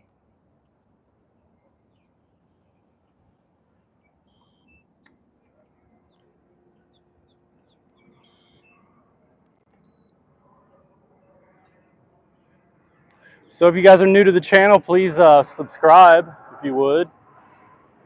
Check out some of the other content I got on the channel.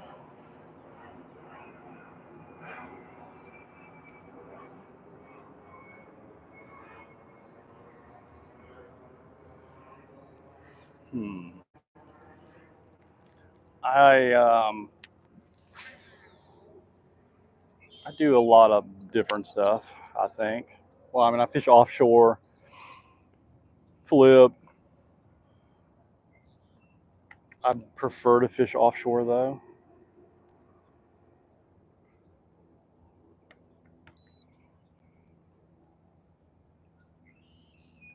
Actually, I like flipping a lot, actually. I just, there's times when one's better than the other, and that's the one I want to be doing.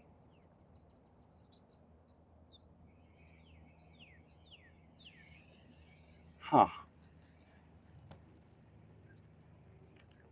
This fish.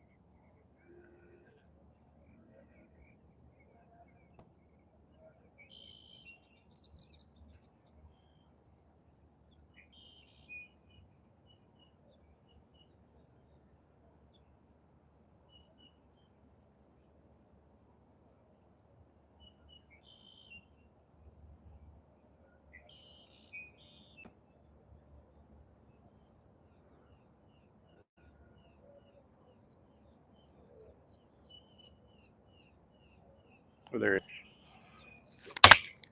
Oh, you shut up. Oh, God. That broke my rod. He ain't even that big. That was crazy.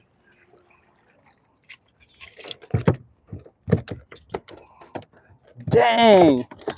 Good thing I got a good warranty on that rod. Y'all saw it here. Man, that's a skinny one too. Jeez. Long. There's so much bait in here. You wouldn't think they'd be that skinny. I'll see that. How skinny that fish is. It's probably 2.5, but dude, why'd you do that? I didn't even high step him. Well, that stinks. Hey, favorite, I need a new rod. Like I said, good thing about this one's got a pretty sure a lifetime warranty. That was crazy. Lifetime warranty, no hassle.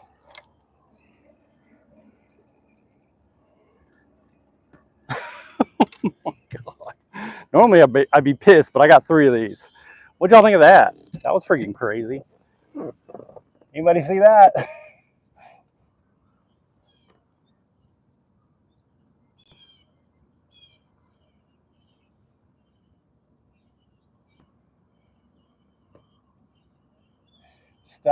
Jay Smith says, stop hitting that graphite pond edges. I'm not sure what that means, but we just broke a rod, guys. Man. Favorite, y'all got to do better. Oh, wow.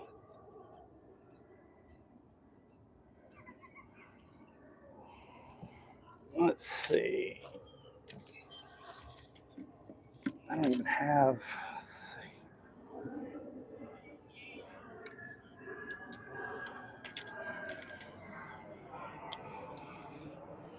Change his weight.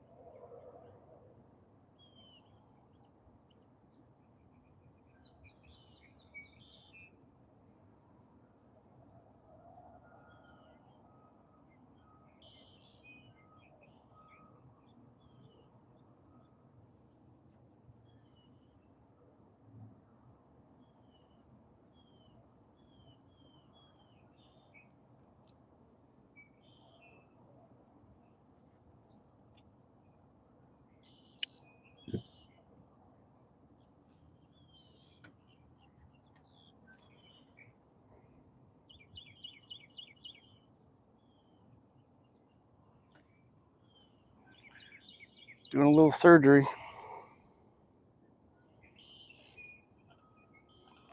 Actually, I'm just, I had a heavier weight on this rod when it gets windy. I usually have several different weighted Texas rig rods, but I've been throwing a lot of moving baits lately. So I just kind of had a light and a heavier.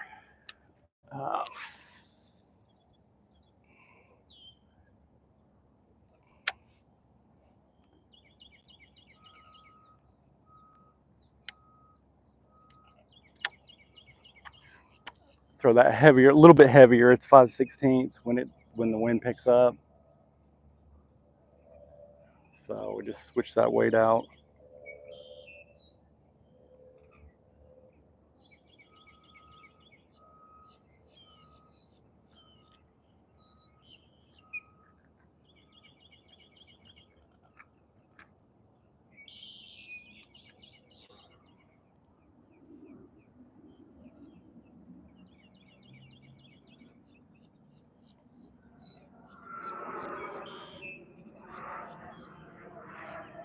That's the fourth favorite rod I broke.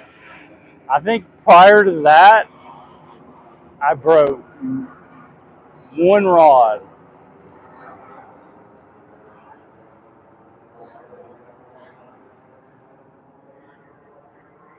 I've broken 3 on hook sets. Never broken any other rod on a hook set.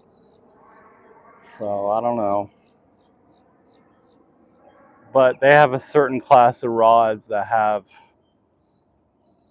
a lifetime. Hopefully it still has that.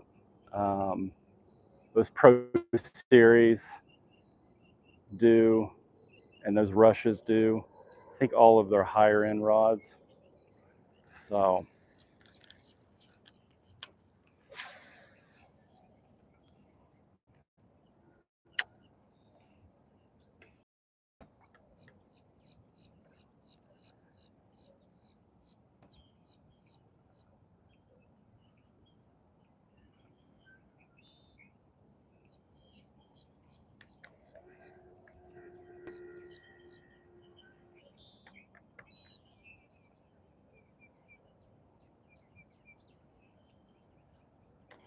well, size has been tough to get.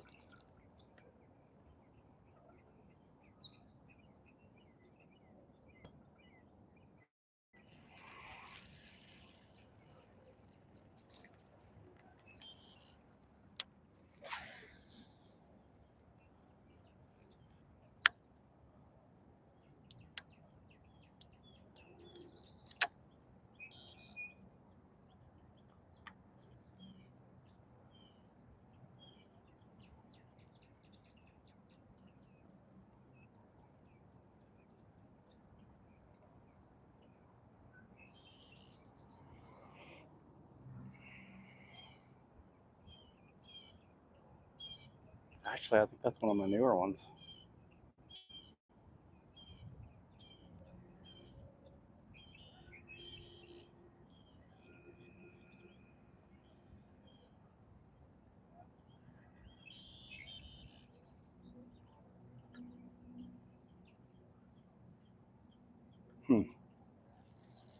Not over here.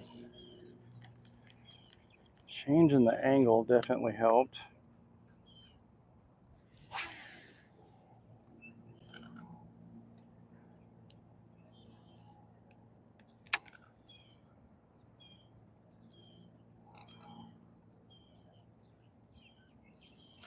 Oh, you sucker.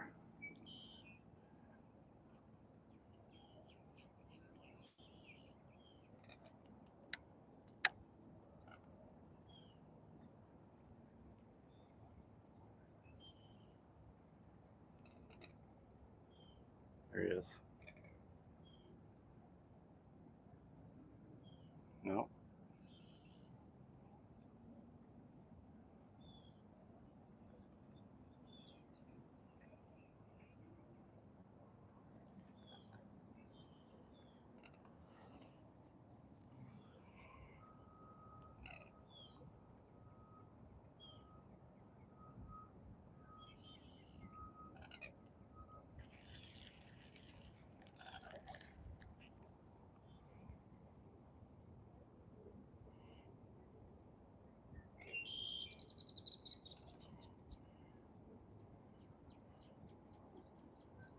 A bullet, carpeted bullet. That's a. Oh, you got a bullet. Nice boat.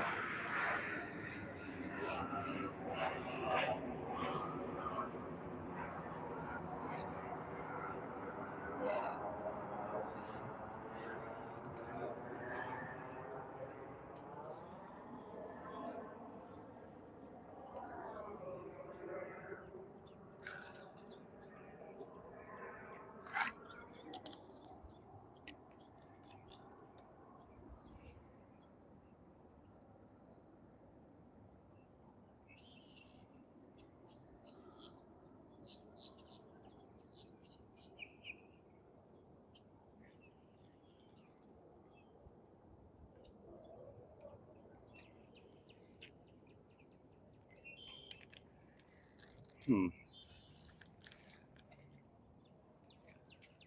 might be time for a new bait.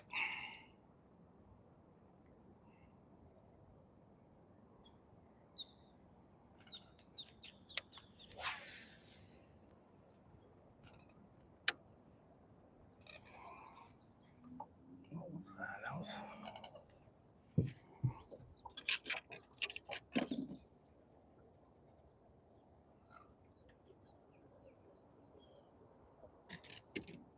I thought that was an 8. That must be a 7.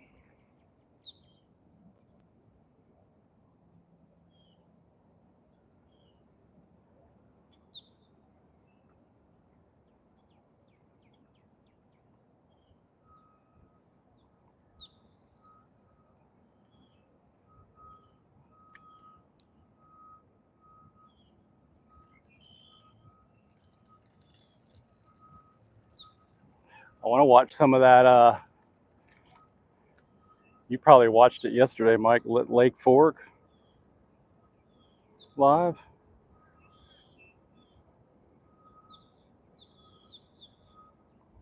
Let's change this bait.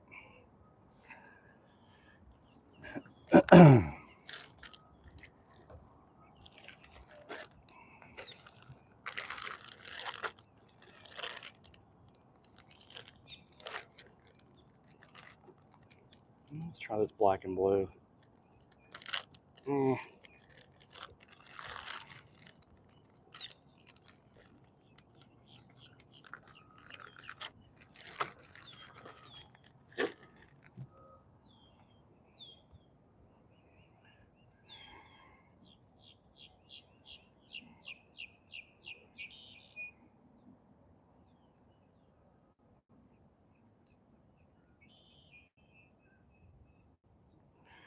Just putting another dinger on. stick bait.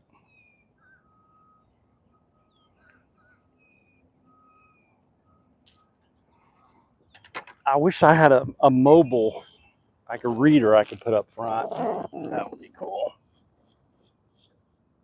Kern River fishing.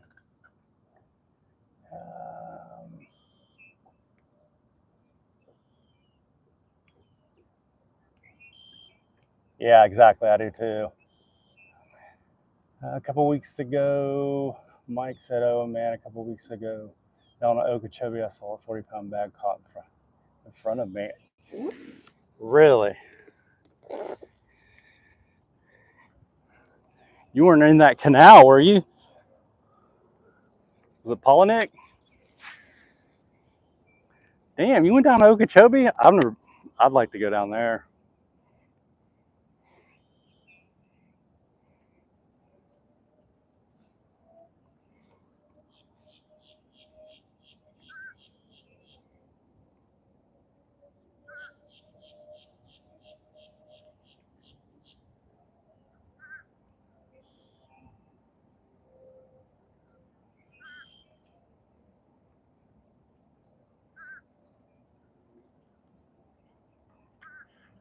$40-pound bag.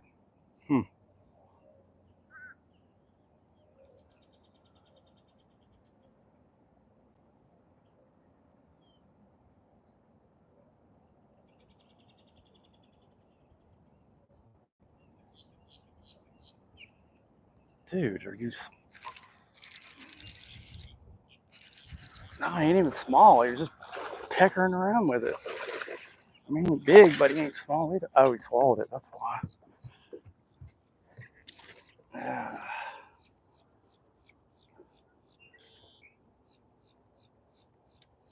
Well,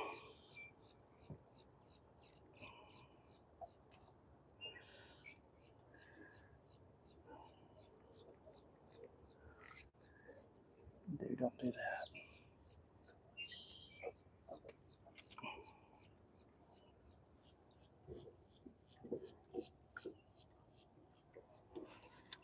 Where's my scissors at?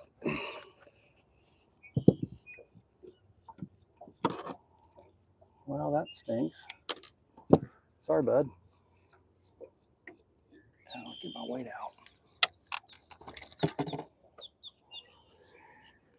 He got it. I reversed it out, but he still got. Sorry, buddy.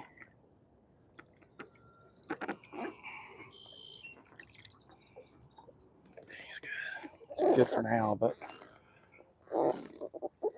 he swallowed it. But when the barb goes through, I had a 4-pounder do that last week. I thought about making a video just how to reverse that. The barb goes, they swallow it and the barb's out, then you can just cut the line, pull that hook out. That one got it a little too deep. Well, probably just got a little bit too much pressure on him.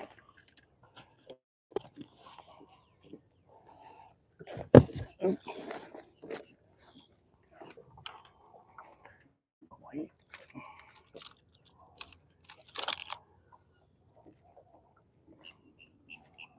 Put my towel up here.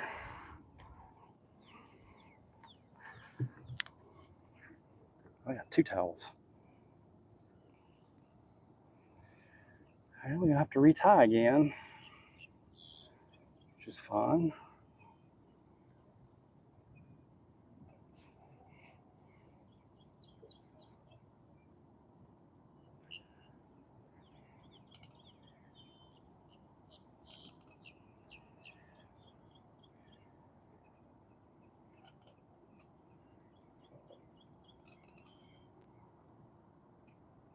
It's hard to leave fish, but I'm thinking since we're not even getting any random 3-plussers, probably time to find something else. But sometimes you just gotta weed through them and wait for them to show up. but it may not happen.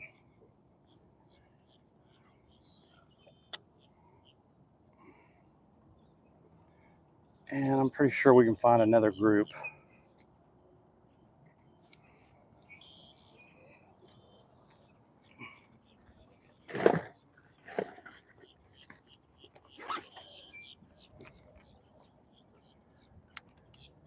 That's number 10.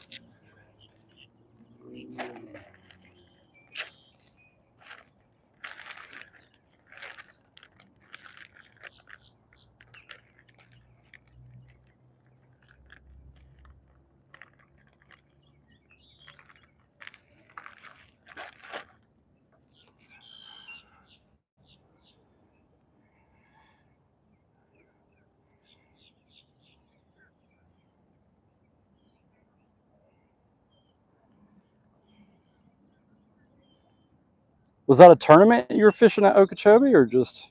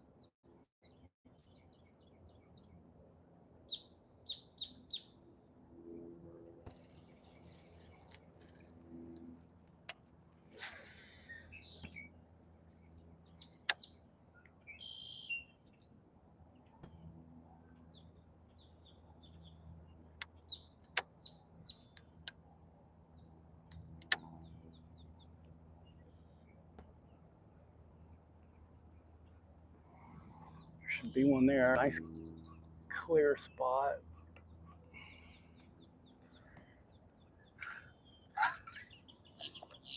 Is that a fish?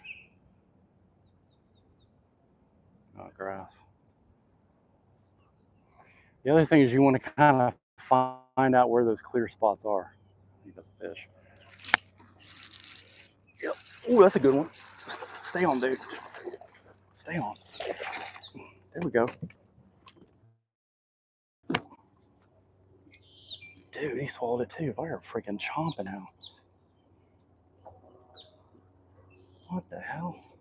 It's hard to tell when they're biting it in that grass. Eh. Is that the same fish? Looks like it.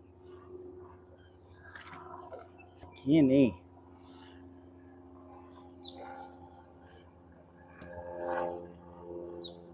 Alright. He's low. It's really low. Hook's down though. It's about as far as it can get without getting in the guts. Jeez. Skinny though. Look how long that fish is, guys. That's probably a 20-inch fish. And I bet it doesn't weigh 2.5 pounds. No spawn. Takes these fish a lot longer than you would think. Look at his lip. His lip is gone. To get back to, and there's plenty. That's 2.7.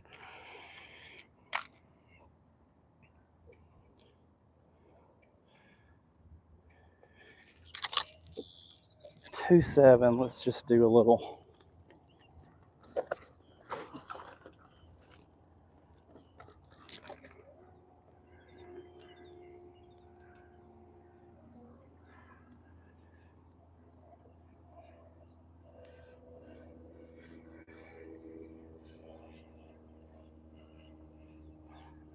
Like 19 3/4 inches. And he's got a cleft lip. Look at his lip. His whole lip is gone. See that? That's crazy. Now this isn't the best positioning for the light, but almost 20 inches, 2.7. That should be a 4-pound fish.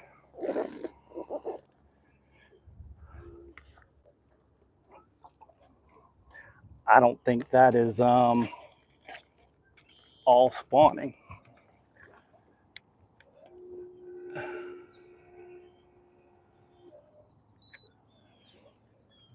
Spot lock goes crazy sometimes, especially when there's low wind. It can't, nothing to fight against. All right, we're good there.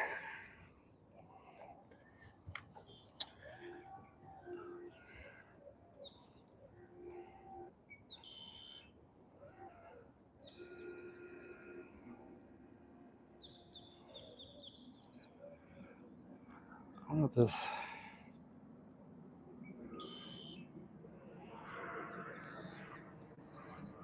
Yeah, so what they're doing is they're actually biting it and eating it in the grass. So when you kind of reel down, you're going, that's grass, but they got it. It's kind of hard to. They hit it on the edge. I mean, you can still kind of feel them because there's not as much tension on that line from the vegetation, but in it, it's kind of hard to tell. I just put a mag trick worm on. Head laying up here. See it.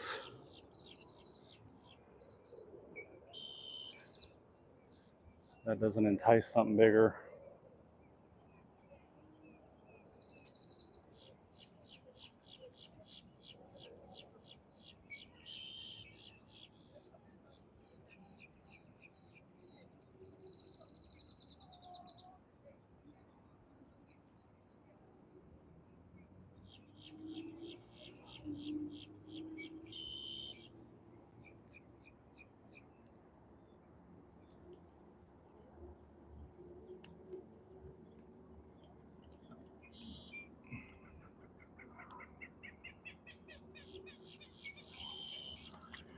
Not so far.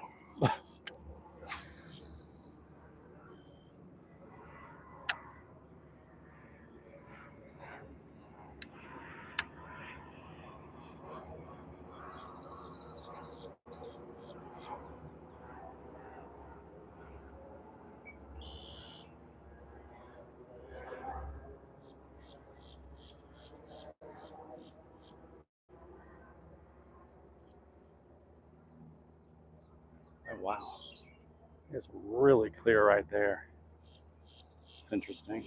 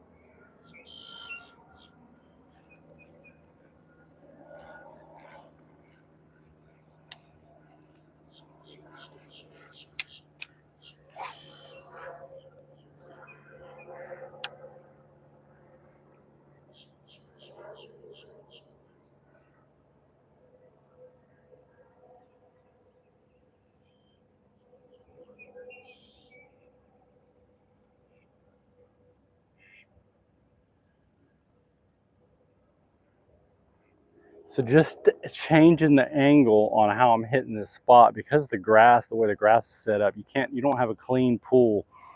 Pulling this way, you actually do have a clean kind of pull from this area. So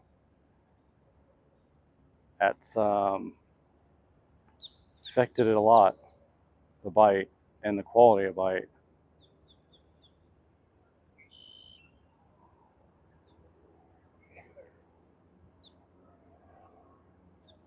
The bait change too probably did.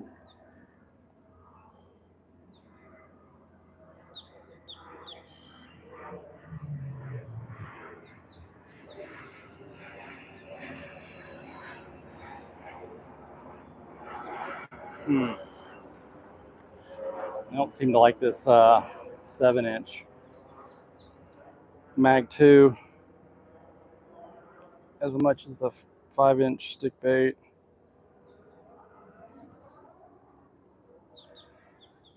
I'm gonna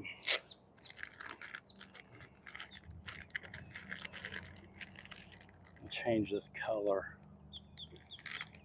and see. Cinco color. See what we get. If we get any better response.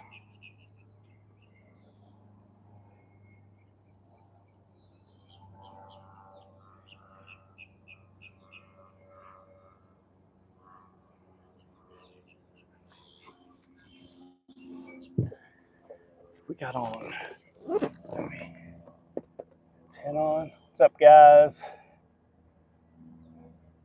I run the Central Florida Bass Hunters, and our classic was down there. Oh, that's where we won. Yeah, fishing the Kissimmee chain down there. I have a big upgrade coming to my boat. I got a set of 10-foot poles putting on her. I can't wait to get them on. I bet that's a bit. What do you got now? 8? Yeah, 10 is, I mean, that's nice because it allows you to fish a lot more water with that extra 2 feet.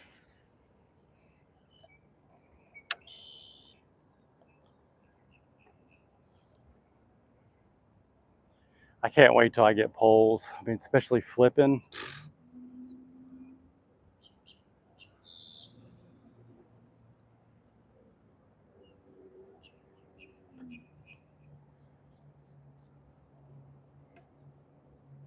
I'm guessing without my trolling motor running in that shallow water, I'd do a lot better.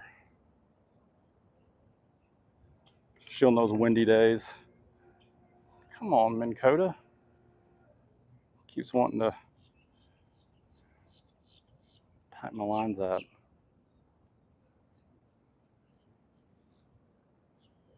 They're out there in the middle. All right, we're gonna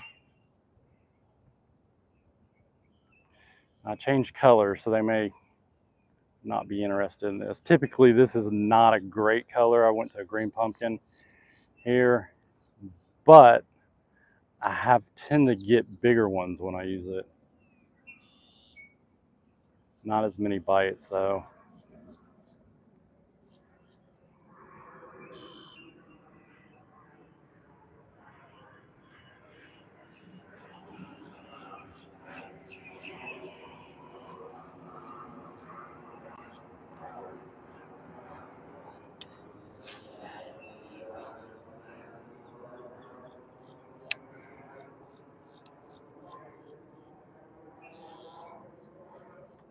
Anybody out there use lose rod reels? If you do, what's your favorite reel of theirs? I bought a bunch of Quantum Smoke X's and recently, and one of them just, it's really weird. I mean, it functioned, but it's not doing what it should be doing. So I sent it off and they sent it back lubed up. I knew it wasn't going to fix it, and it didn't. There he is. Oh, did you get off? Are you? Oh my God, dude. Holy cow, he was flying. That's a better one. told y'all, that neutral color may not get you better bites, but man, it seems to can get you quality. And that's the biggest one of the day. I hit that thing slack. And when I set the hook, he was gone. There we go. That's probably that's probably 3. Big mouth, just skinny. Look at that, guys. Another 20-inch fish. But he probably is about 3'2", I'm guessing.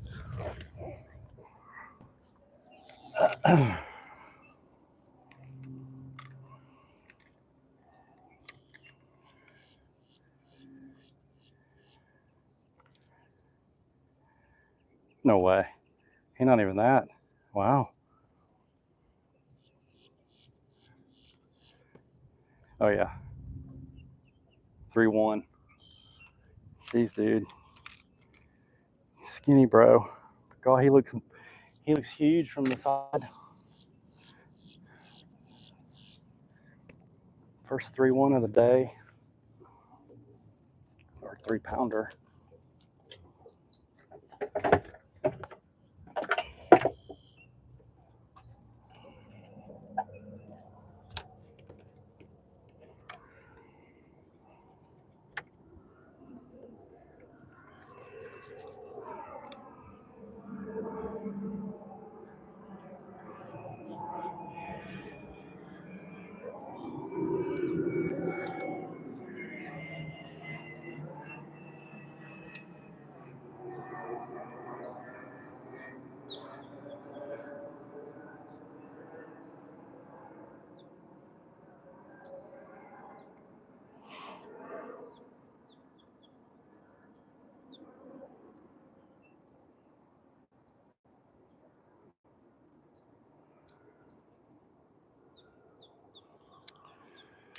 So we'll stick with that.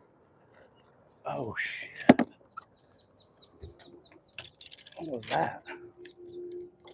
Coming up for something. Some bait might have moved in here.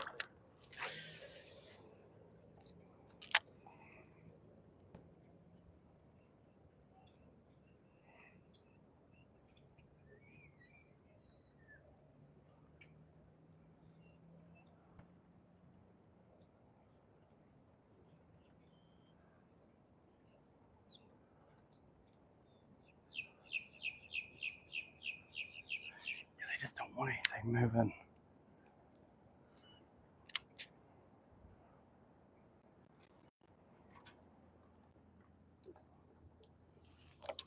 Let's get back in there with this worm.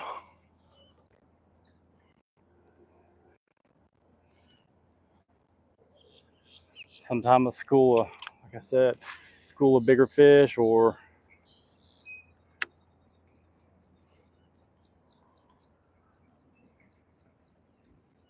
a school of bait moves in or gets pushed in.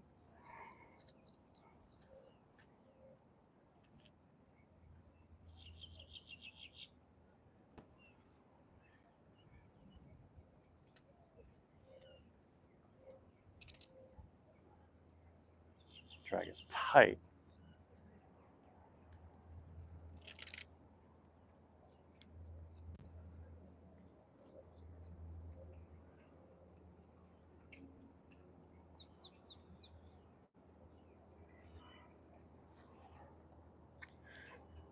Boy, it's hot out here already.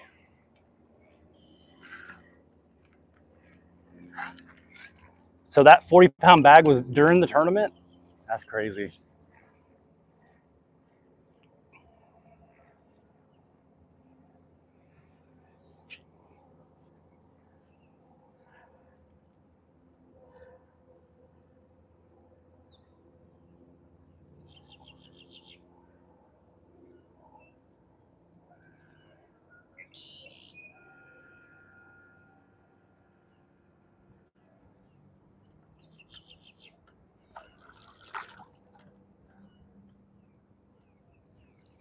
Hmm.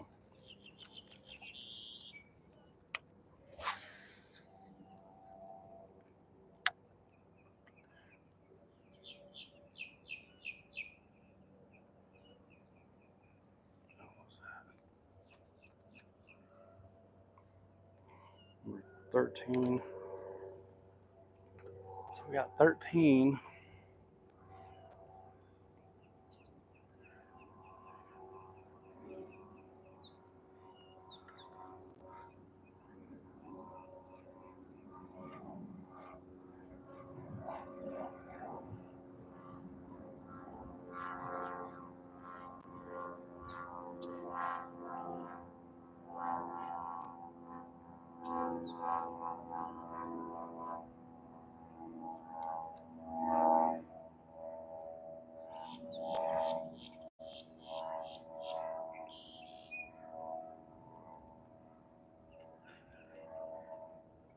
There's a really hard clump.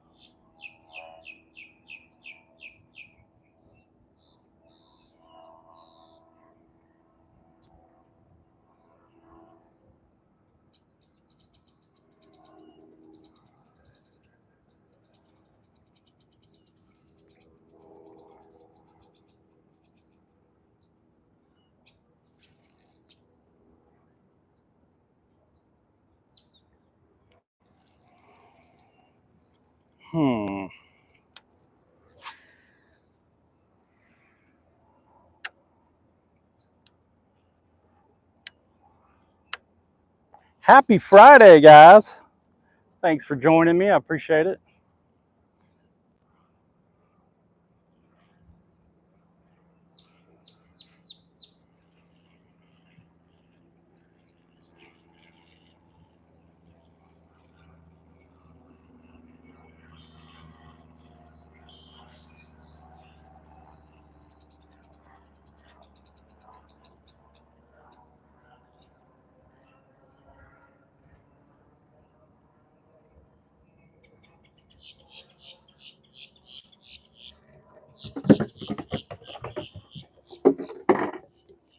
What the hell?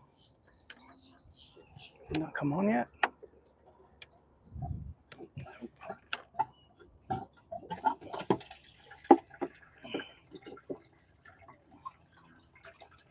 This live well up front is a unique system. And that pole gets knocked out.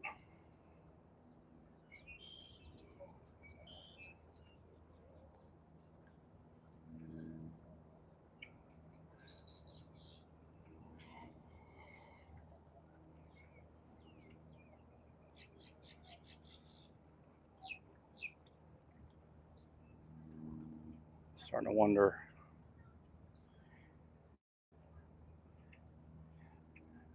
Probably go back to that speed worm, or maybe use that 15-pound test. Sometimes I feel like that line,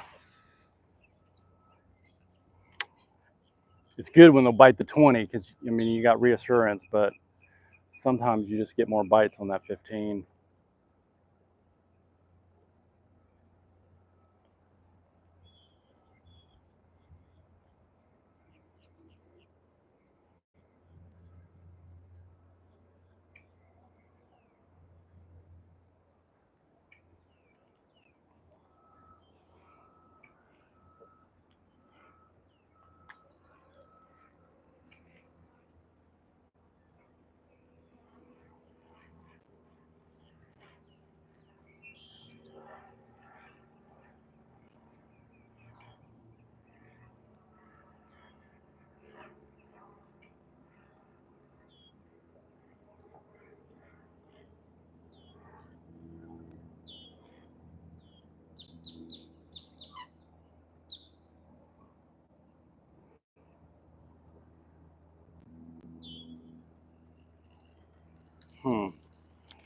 All right, we might have milked this area for all it's worth today.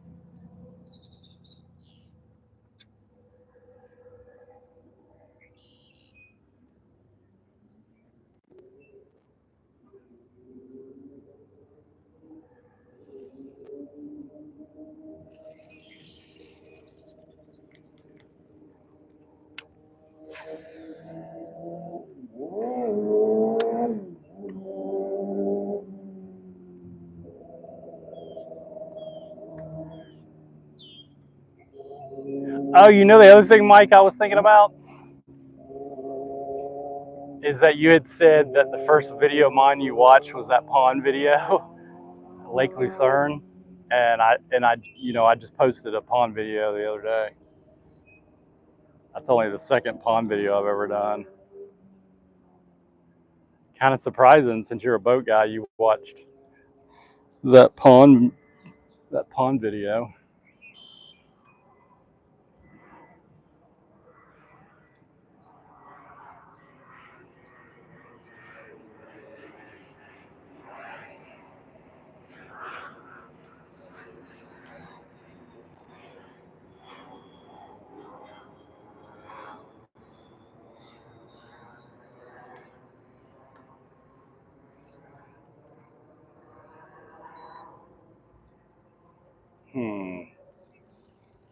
Come on, guys, where y'all at? Where'd y'all go?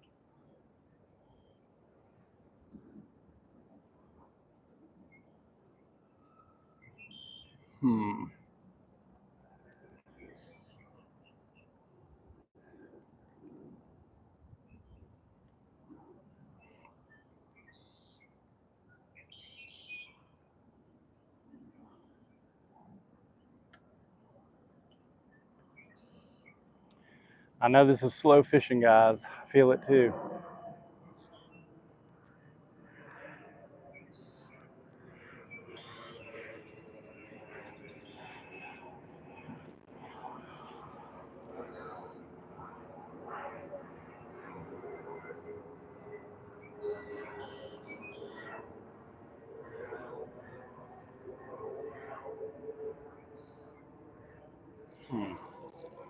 Well,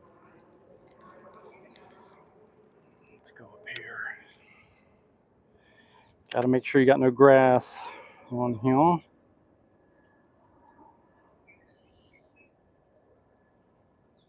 That hook's in there.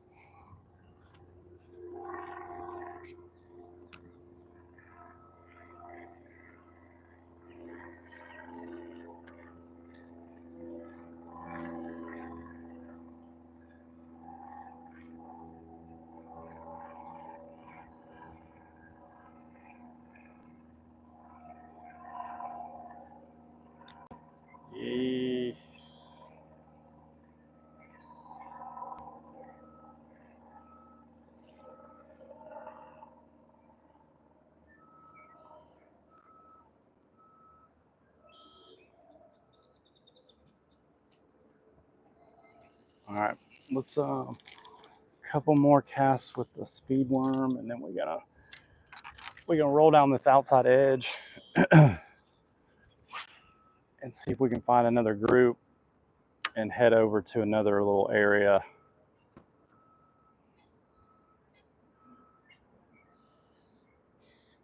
Where they were.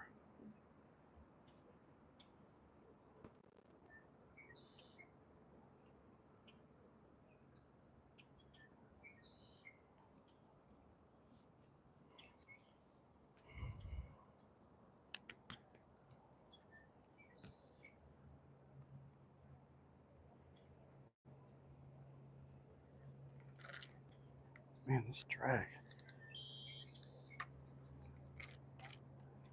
Yeah, it's just not gonna get tight.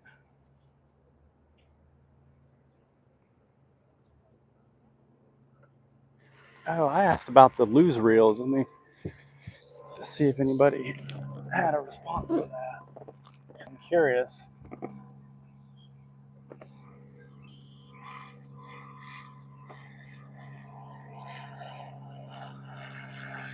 Oh yeah, totally. I mean, I love the poles. That was amazing, and I can still get away with it. But you can't position yourself and win the way you need to if you're fishing and flipping shallow cover. And I mean, you're still making noise. So yeah, absolutely. You got a few lose, not really happy with them. Yeah, and the Rebos are junk. Oh, Rebo, I always hear broke 2 of them that were only a couple months old. Been thinking of trying some of the Cast King stuff. Yeah, you hear a lot about that stuff, and it's supposed to be pretty cheap. They were fishing a different tournament. I saw that.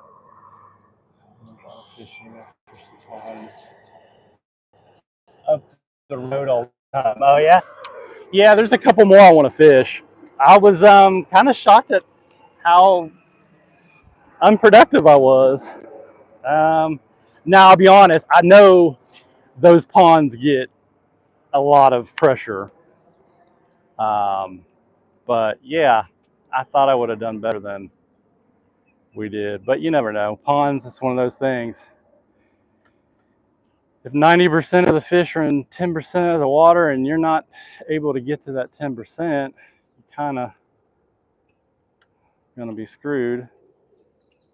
Man, I'm seeing some stuff over here.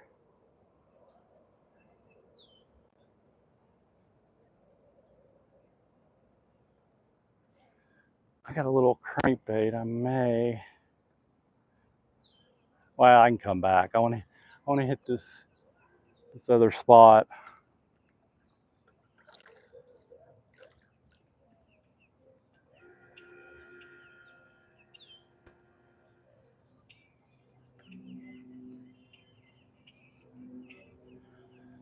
I mean, if I had a drop shot on, I'd probably try that.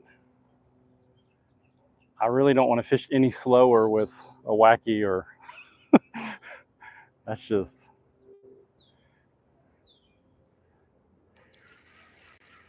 Nico's not as that slow. It's sometimes just that different look.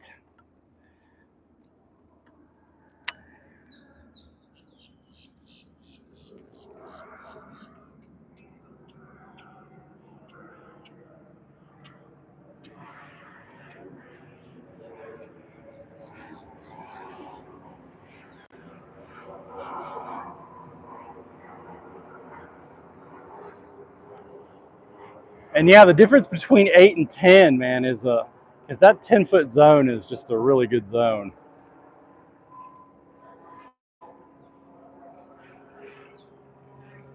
Ooh, there he is. There he is. Ooh, got you, boy. Got you, boy. Stay down, stay down, stay down. Another lean bean. He's got a little bit more on him.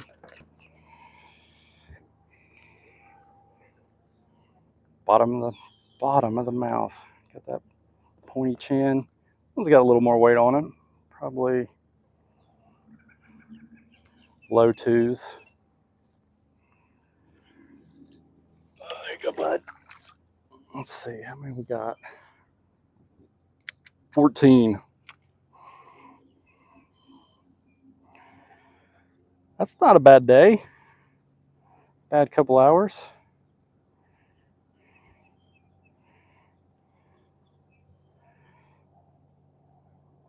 And you know, so I went back to that speed worm, and just I mean, that's sometimes the deal, you know. Catch a few, they stop biting, you got to change the color up, switch baits. Sometimes they're just done, you got to leave, come back, change angles. I mean, they just, you know, they move. I mean, whether the bass follow the bait, if you're making noise with your trolling motor and stuff, that bait's going to move. Or the fish are going to move. Fish are probably going to stay with the bait, but they're not going to bite over and over again unless there's a lot of bait and a lot of stuff going on. But you got to keep giving them different looks. Definitely tight to the grass.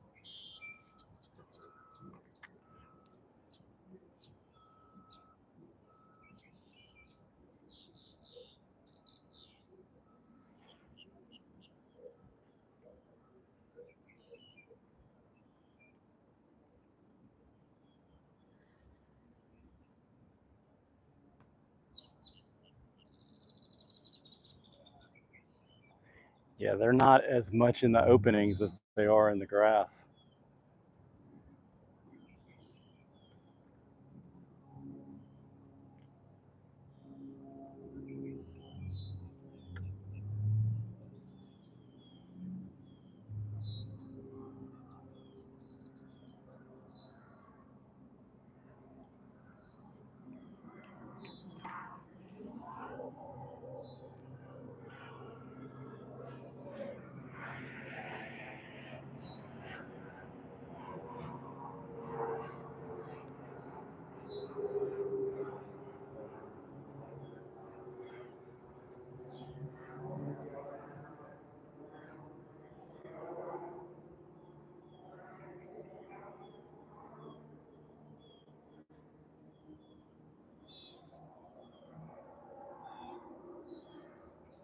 Hmm.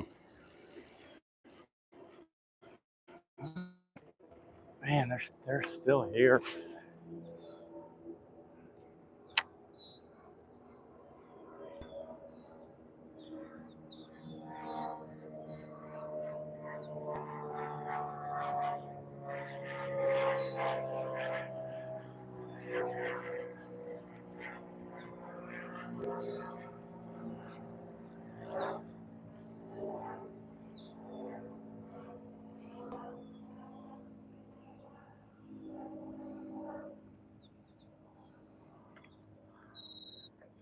All right, we're gonna try to find us another group, which we may not have to go far. Which we're not going to go far, but we may not have to go far from here.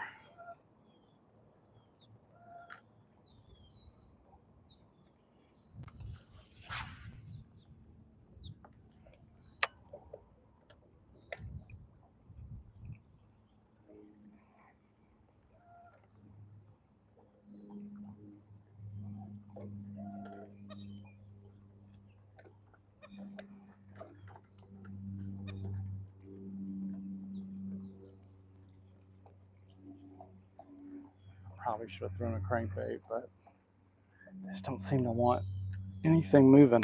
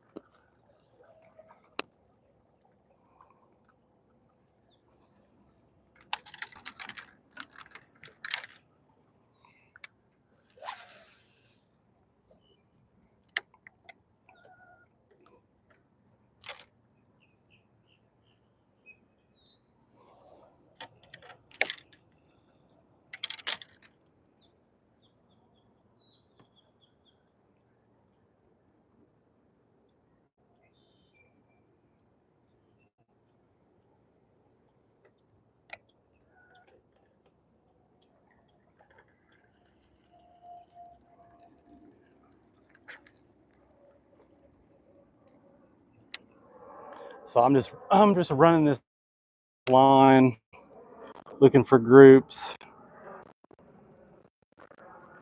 There's some.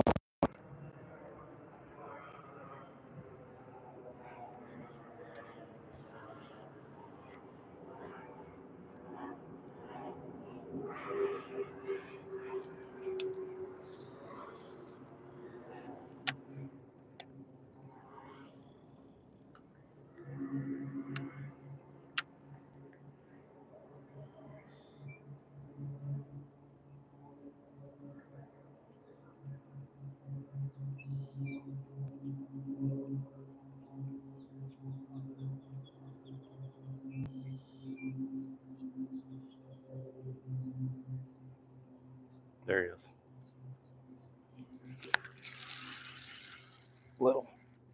Wow, little.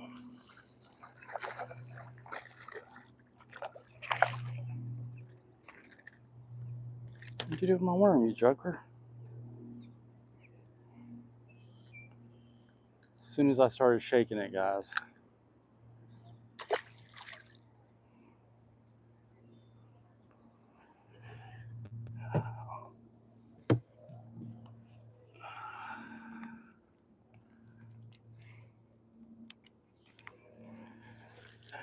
$15. Not too bad, you guys? Not really. I mean, I got a few high twos. You got a 5-10? No. I got high twos. Oh, okay. And I got a 3 something, but yeah. I've fished this lake for 40 years. Yeah, the little ones are really active today. Did you fish it when the hydrilla was here? Yeah. Oh my God. Yeah. When did they spray that? Oh, it's been years ago. Oh no, I mean last year that it had hydrilla. It's different than it was last summer. Just like you all the way around the lake, hydrilla. Yeah. Out to like 12 or 15 feet of water thick. Yeah. And you could go out fishing and then pick hydrilla and catch 6 or 8 pounds. Really? Oh, it was great. And back when the hydrilla was here. Well, I mean this summer it had hydrilla. These lines were solid. It wasn't tapped out, but most of this. Yeah. Oh. Gotcha. I can hear the jet really well. Yeah, because I came out last week, first time I've been out since summer last year, and I was like, where'd the hydrilla go? Normally these lines. The lines are here, but all the holes are filled with hydrilla, and it's a solid line. And really, the whole lake had grass this summer. So they've sprayed, but the quality's still pretty good. Oh yeah, it was. Yeah. Go watch Bmaz fishing. It was hydrilla. We'll get out of your way. All right. Nice talking to you, brother. All right, dude. Wish you best of luck. Yeah, man. We've been trying to sneak around here and catch the easy ones. Yeah. Jerkbait fish. What you're doing? Yeah, they're not coming up for moving stuff. No, they are not. Nah. They're not active today. I can do what you're doing, but I'd just rather have a big old glass of battery out. You out there flipping? Huh? Flipping out there? No, I'm casting. Yeah, I'm getting on good groups though. You got forward facing on there? Nah. Nah.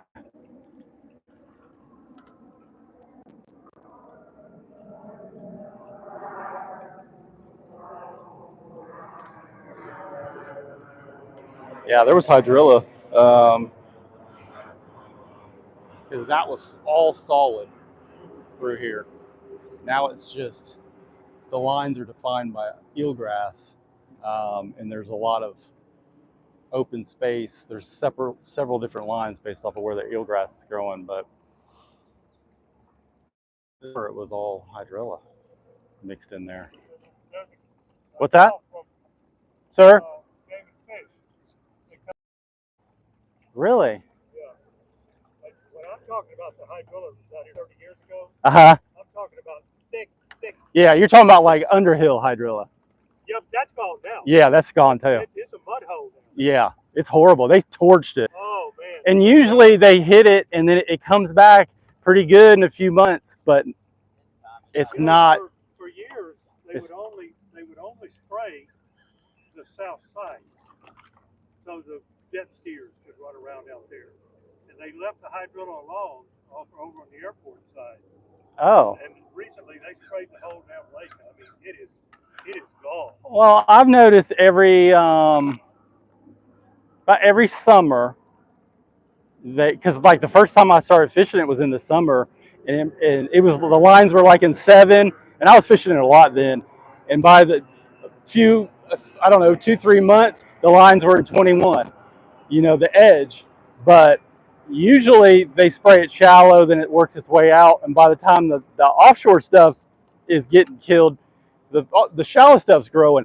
Now the south end, I never really seen them spray that area because I never even have been able to get as shallow as I've gotten last spring, not even this past spring. Last spring, it was as shallow as I've ever been able to get. You couldn't get up there. It was all matted. Yeah, but it's all eelgrass. Yeah, well, what's left, yeah.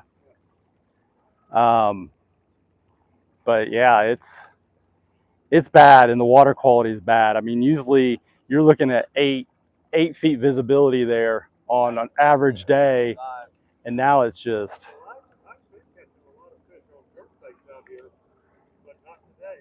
We caught about 15 between us. Yeah, I got 15. They're not good, and I'm hoping the wind will come up. I usually do better when it's calm, because that bait groups up a lot better.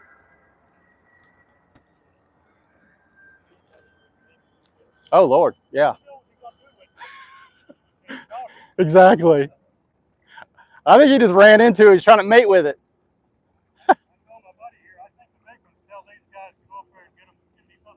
Yeah, exactly. All right, I'm gonna motor over to this spot. Yeah, I don't know what he's talking about hydrilla.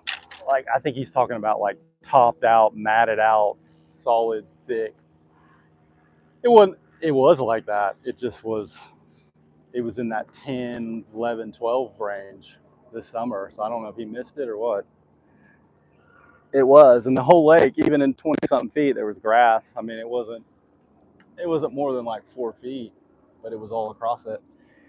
And that's what I was saying. I noticed when I came out here this last time that all the hydrilla was gone. But I mean, there's so much eelgrass in this lake. It's still, they're still good edges.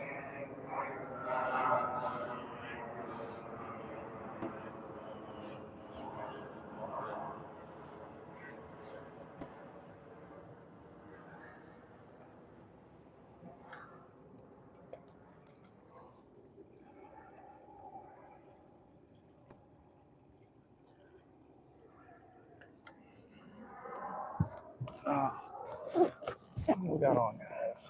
Let's see. We got 3 on.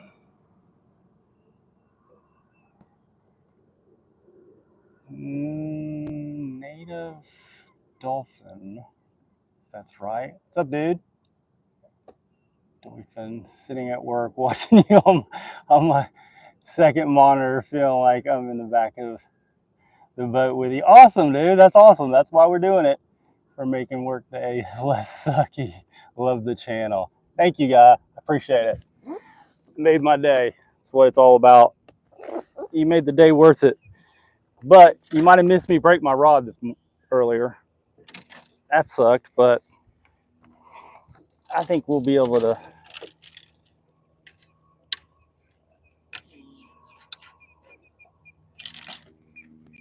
get that replaced.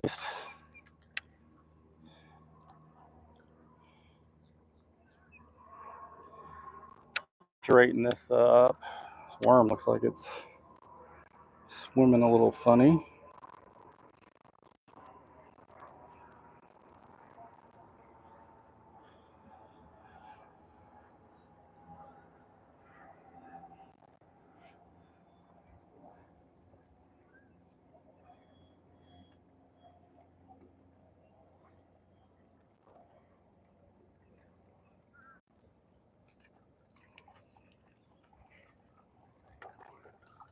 Trying to get back over here to this little group.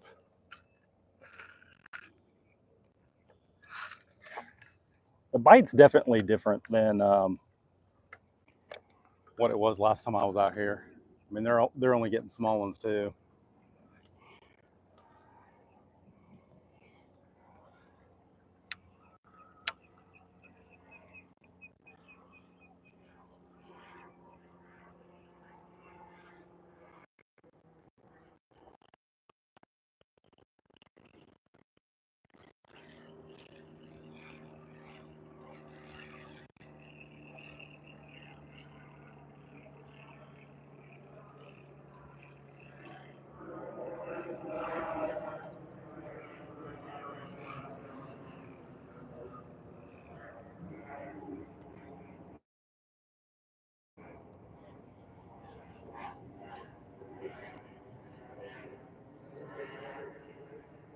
One little isolated group right there.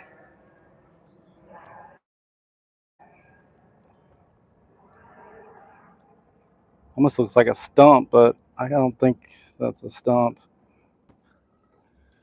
All right. Hopefully these fish are over here.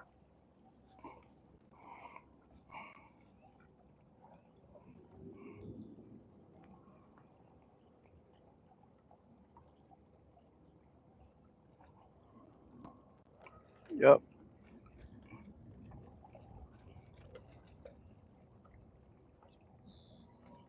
Yep. There's some. See, he's not. Yeah, I don't know if he's not using his electronics or. There's some isolated patches that break away from the main line. Seems like that's where a lot of these schools are roaming.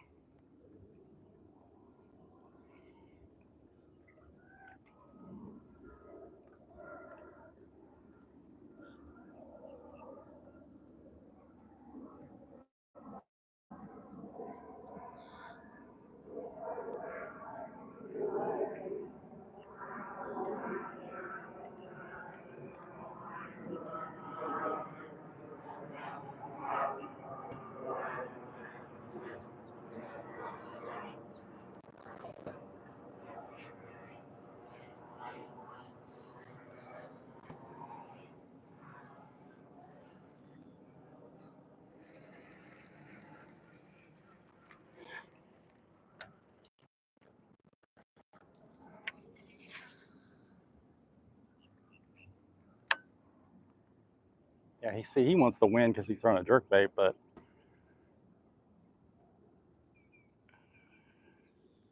that wind gets this fry that's all grouped up and kind of hanging around these patches, these thicker patches and topped out patches. That wind starts pushing them, so you can't really get on them as good. When that wind's low, at least with the worm, you can work those clumps and the fish around those. So he's just kind of, I guess, casting at random.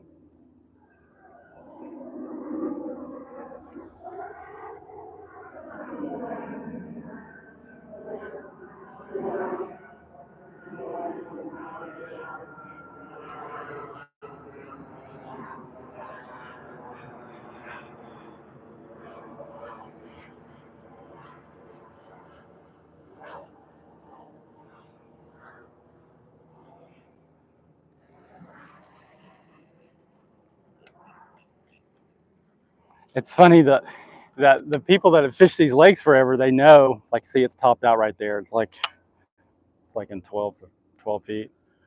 It swings, that grass line swings. I think there he is. Good Lord. He's going. Small.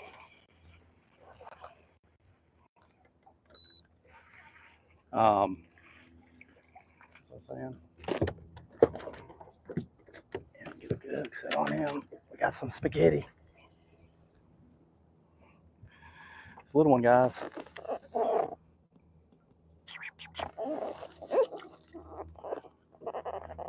Is that 16?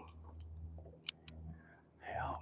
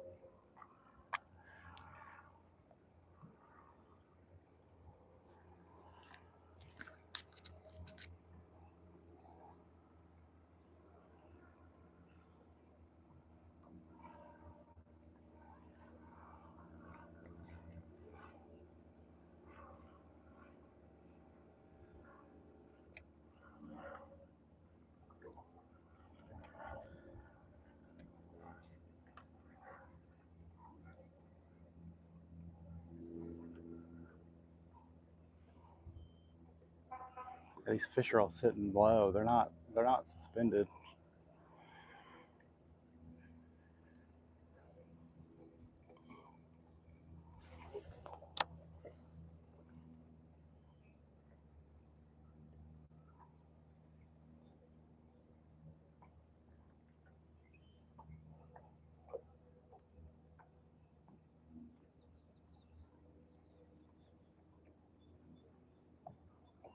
He must be talking about when the hydrilla was not getting managed at all. I mean, I think they managed this lake pretty good. But like I said, it's got a large population of non-hydrilla to kind of support the ecosystem, whereas some of these lakes are primarily hydrilla with some eelgrass in them. So when they spray that, it just not a good situation.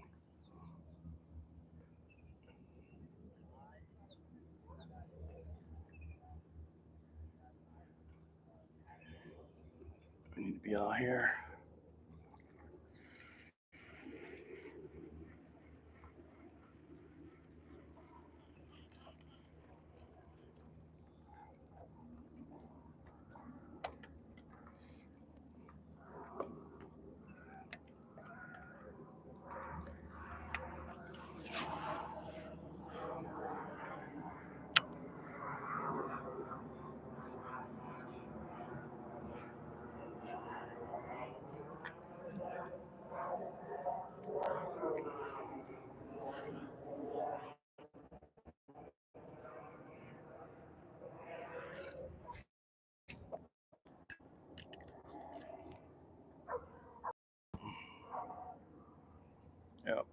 we go.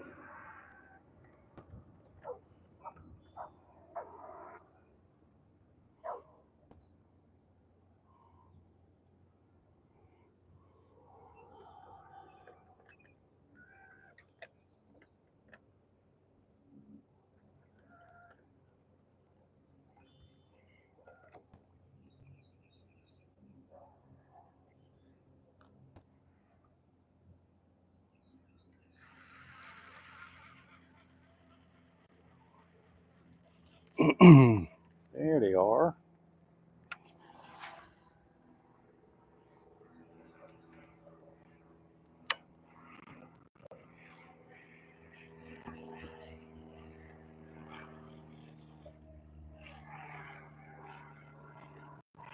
See if we can get him to bite. There he is.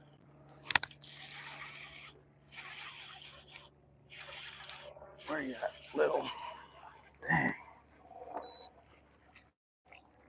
Jeez, really little. I wonder what's going on. Where's the big ones at? Let's see, got my little pressure. Pressure's just under 31. Not horrible. But I'm guessing that storm has dropped it. We got pretty much bluebird skies, not completely, but might as well be. So kind of post-front situation is what we got going on here probably. Check this line. Ugh, yeah, that needs retied. Come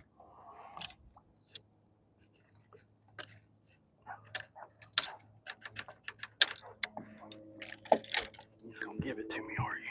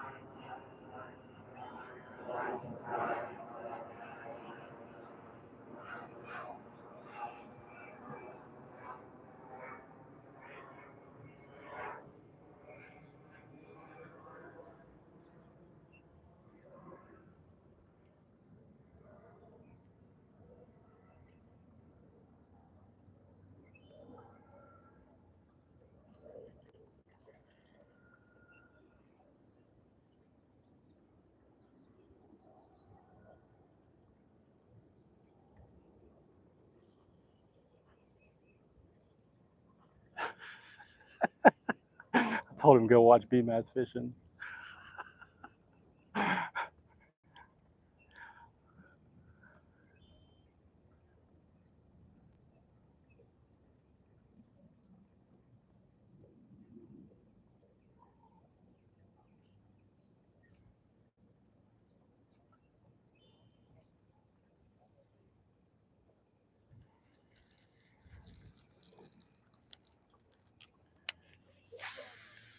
And we're a little deeper over here. We might go back to a darker worm.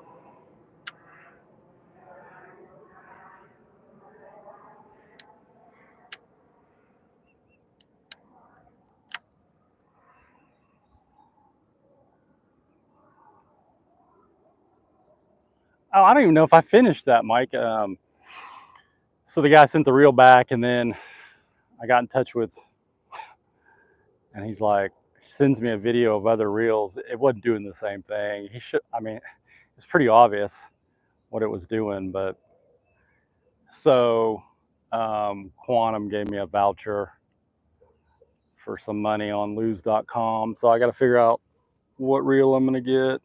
I'm thinking between the BB1, the Custom Pro, or the Team Pro, I think. I don't think I want that skipping reel. It only holds like 80 yards. And I might want to use it for something other than flipping.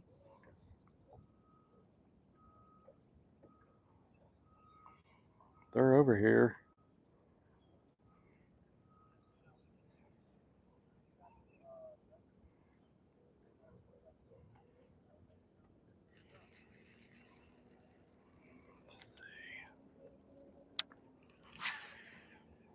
We got to see how they're setting up. That's, when there's no wind, you kind of focus on cover. And, you'll get bites in certain spots. And then, those fish are moving around and they'll kind of work their way back. But when there's wind, they're probably going to be sitting in a certain area unless that wind changes.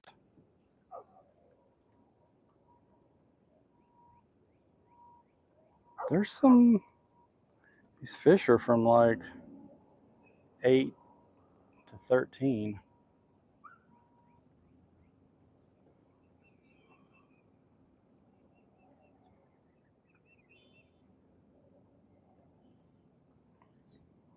Oh God, that looks like bait.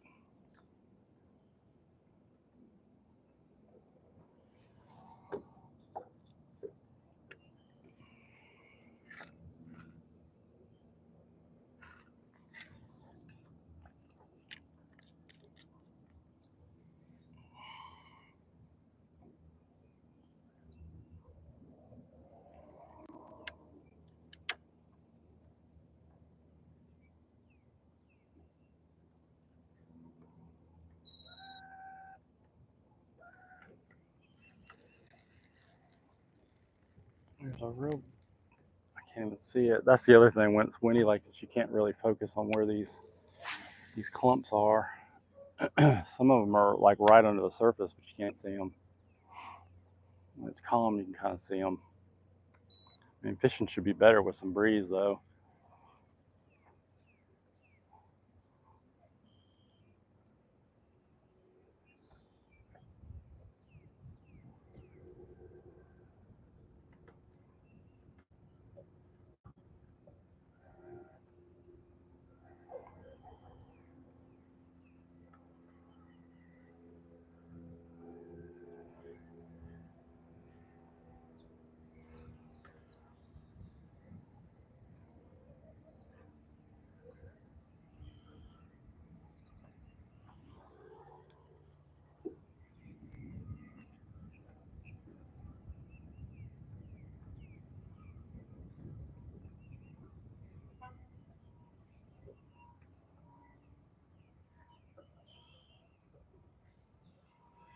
One's got it. Yep. I didn't even feel him bite it. Look at he's little. You joker.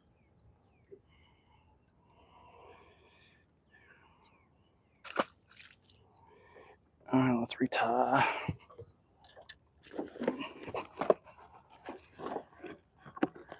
So I'm out in, what is it, 14 feet right here? Come on, dude. I'm talking to my trolling motor because it wants to.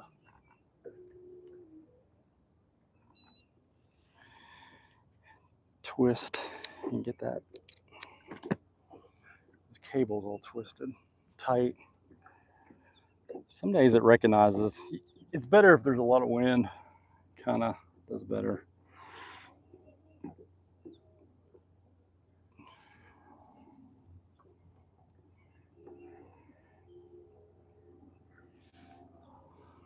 But yeah, you don't want to break your transducer cable. I have pretty much, I think, I mean, I have enough room to where it gets really tight on that other cable before it's close to that. I'm not sure because it's done that before. Let's go back dark.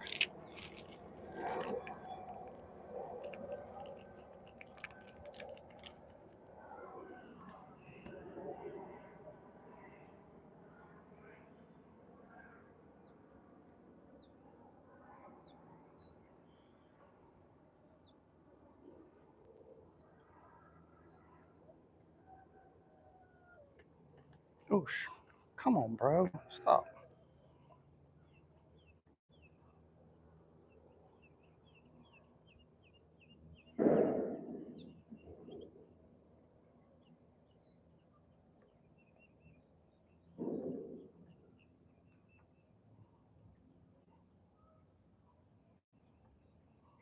Jeez, this worm's not straight.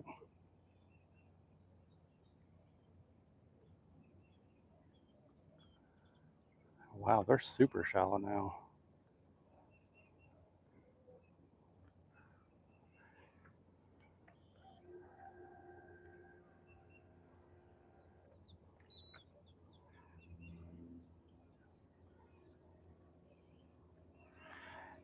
They don't realize I was close to the bank, but I was shallow. I mean, I was deep still. There's only a handful of those spots on this lake where the deep water runs up close to the bank. Man, I might get that crankbait out.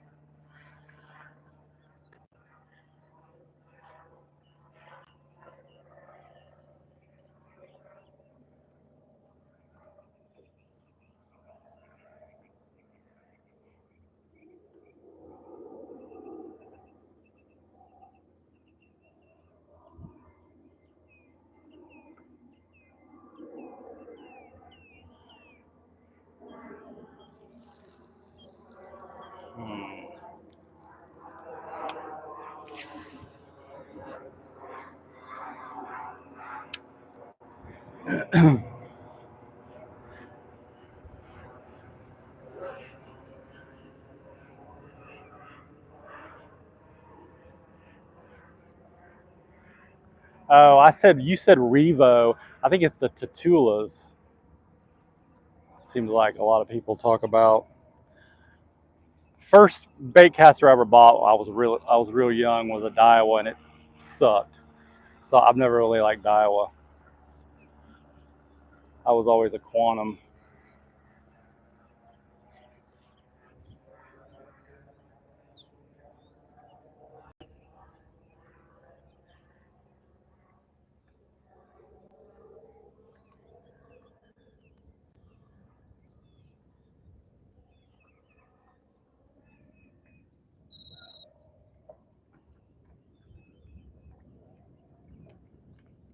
There's bait all over here.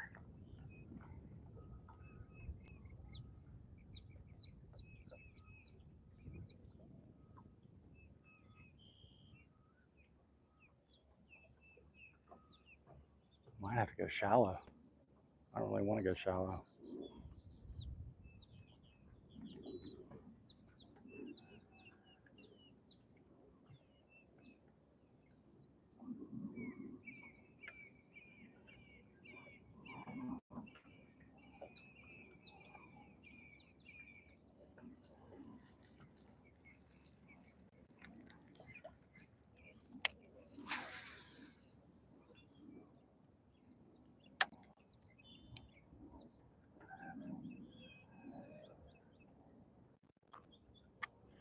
I don't know what the heck they're doing.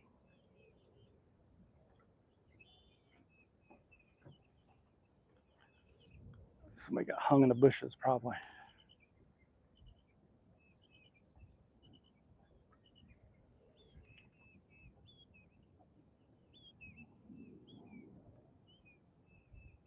Wow. Yeah, they're just not aggressive like they were. I have to stay with natural colors, I guess.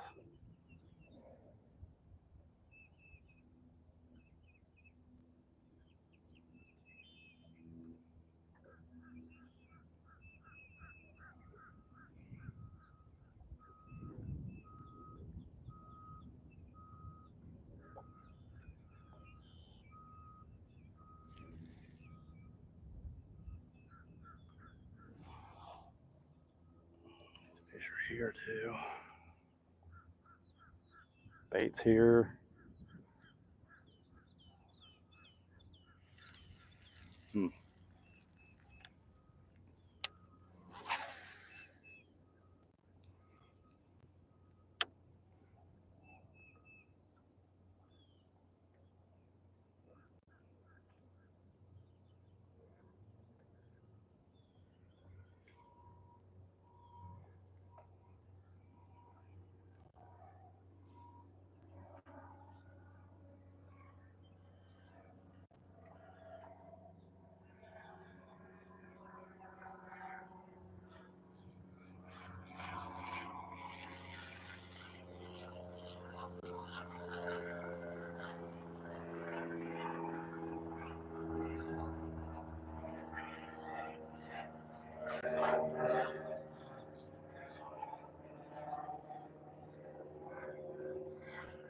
Hmm.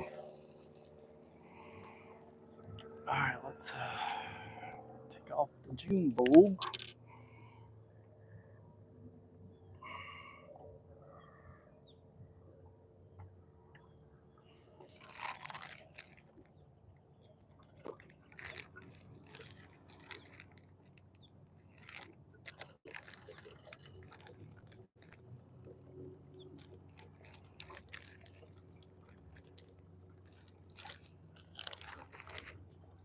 Jeez, there is a ton of bait.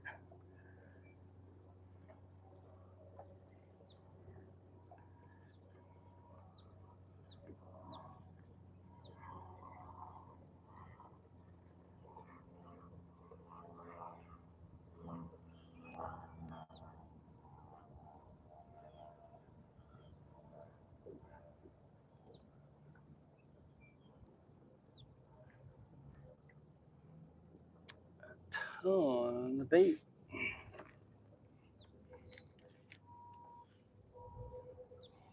Hmm.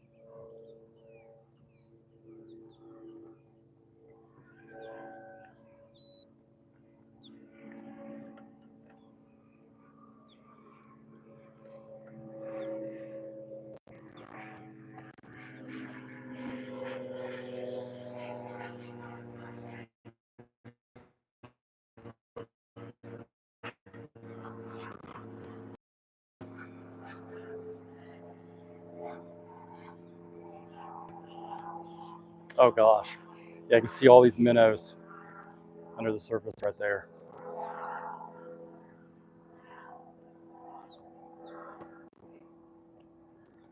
Fish should be hanging out in these grass, waiting for them.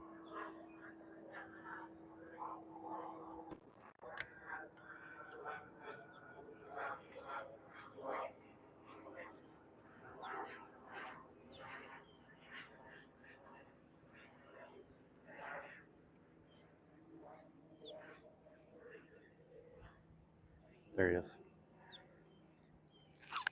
Oh, you sucker. What the heck? That was weird. Huh.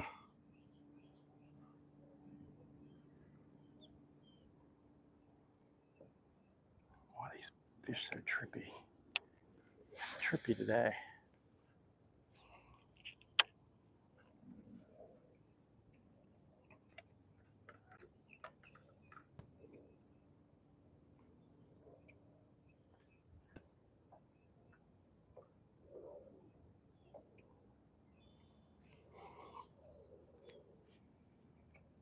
If they would have hit that speed worm moving more, I would have went. I'd throw more moving baits. I do want to throw that little bandit, but I don't think these fish are going to come out. This bait is moving around too freely.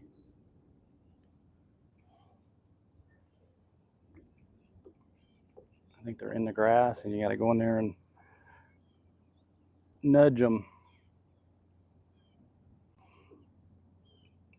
There's some that looks like brim, but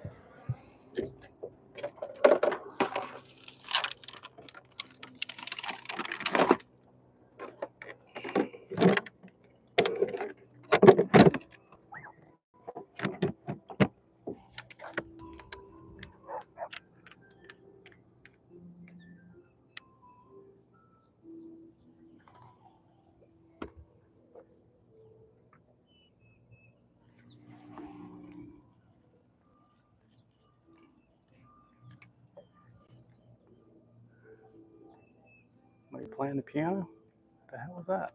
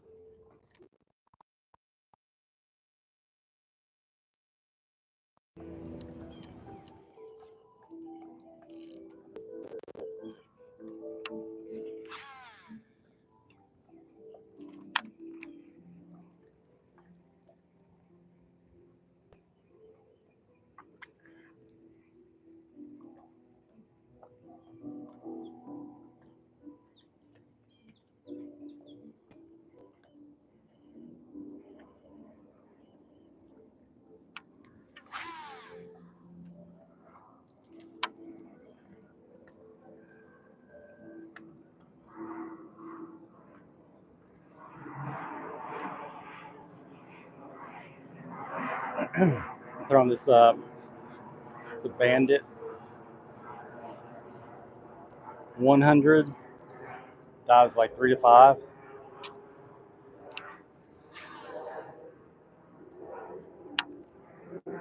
See if we can trigger anything come out of this grass. Oh, there he is. Little.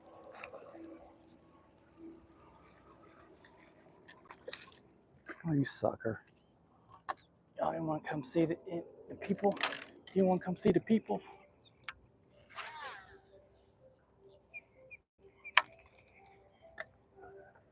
Okay, well, maybe we do need to throw a crankbait. This thing runs, I got it on 12 mono. It runs about 3.5.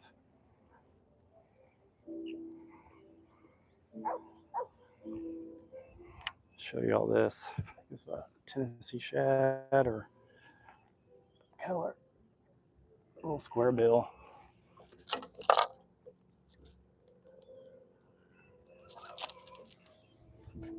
But it's micro, it's 1/4 ounce, so you gotta get all your stuff lined up. Cast these little things.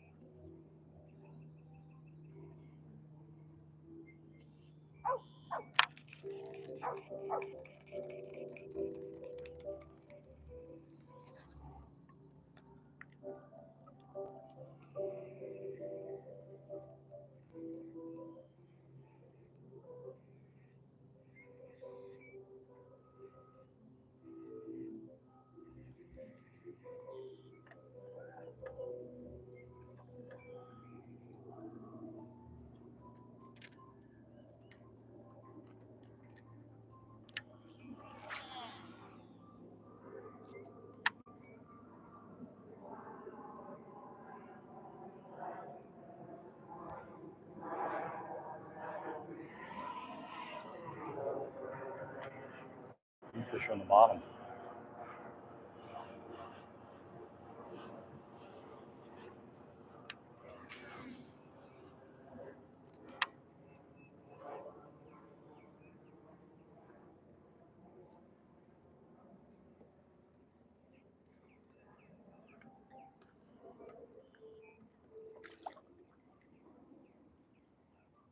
Man, these fish are still here. They're just not interested.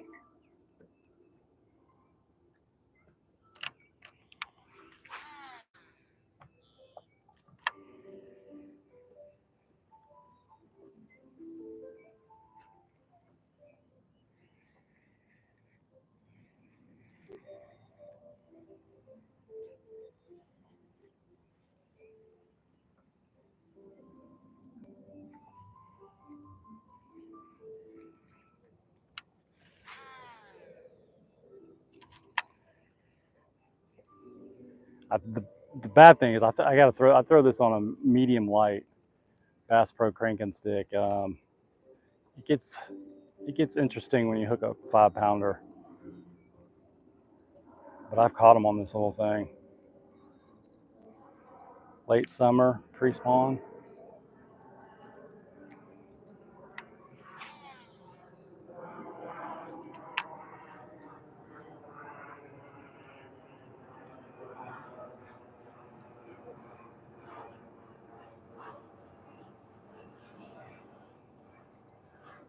Comes through hydrilla really good too, because it's got these small hooks.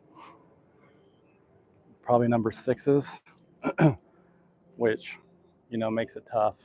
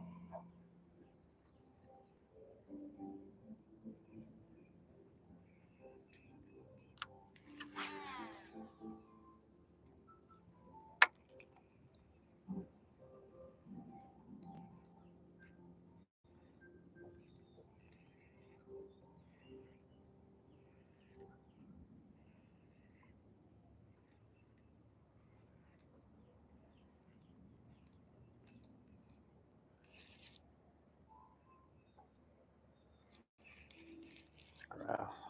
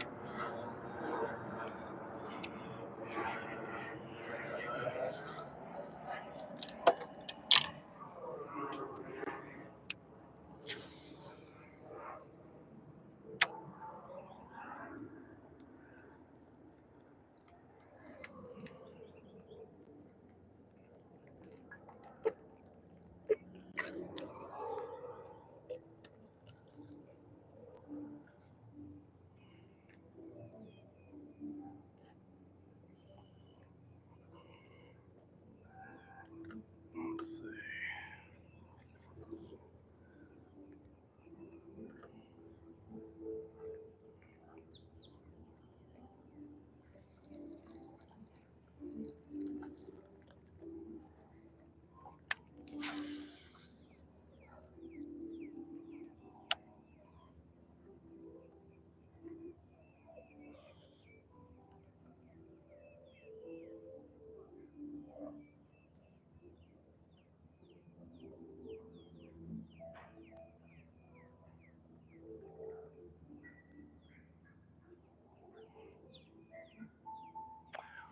Well, that stinks. Ooh, there he is. Oh, you. I hate that. Got my bait.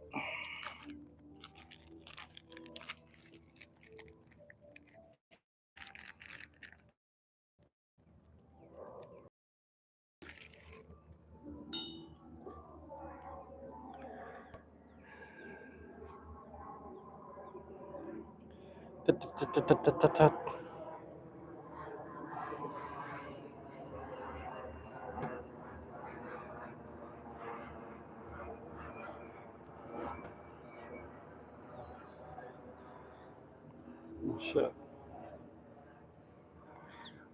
Boys, it's kind of hot out here.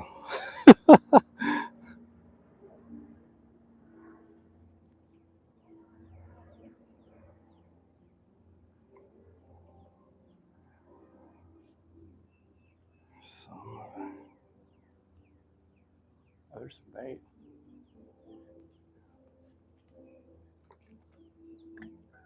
I probably should put a swim bait on, tone it down.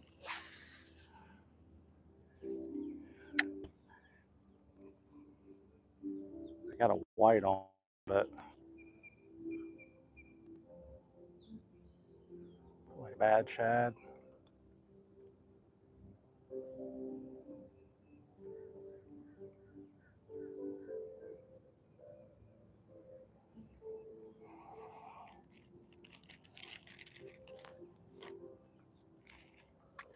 Damn, it's elevator music putting me to sleep.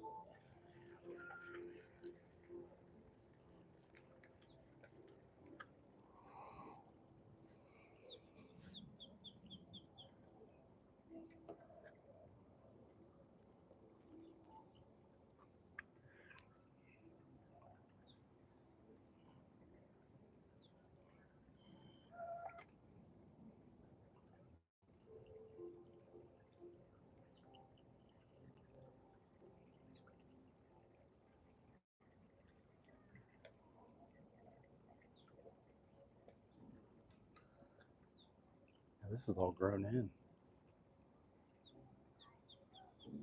in.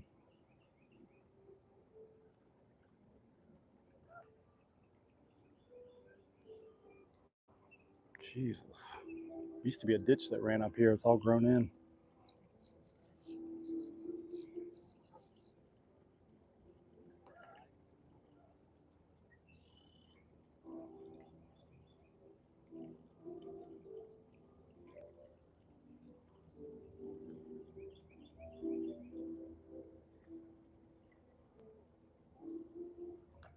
There it is.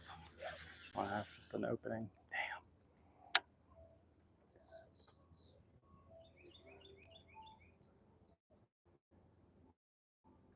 Yeah, I think they're deeper.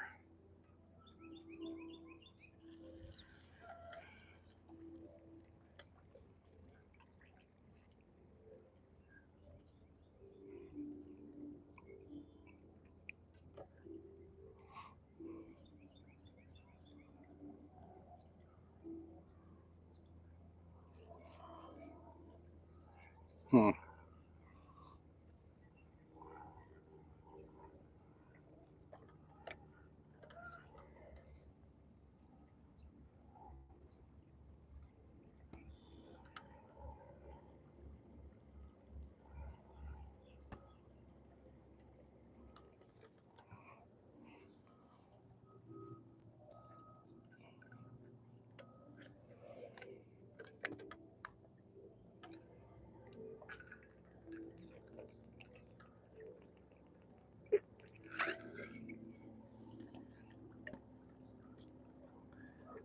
Just trying to look for something different in this grass.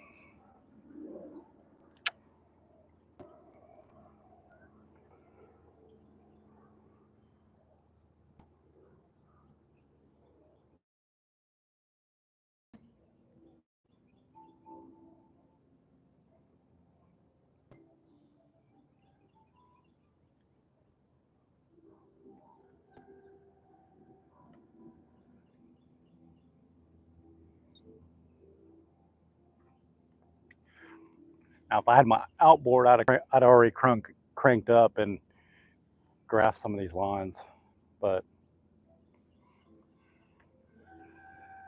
the situation kind of changes.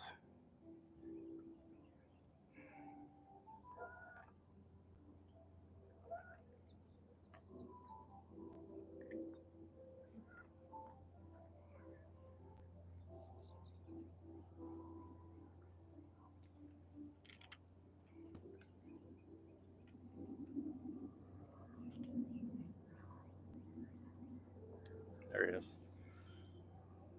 Nope.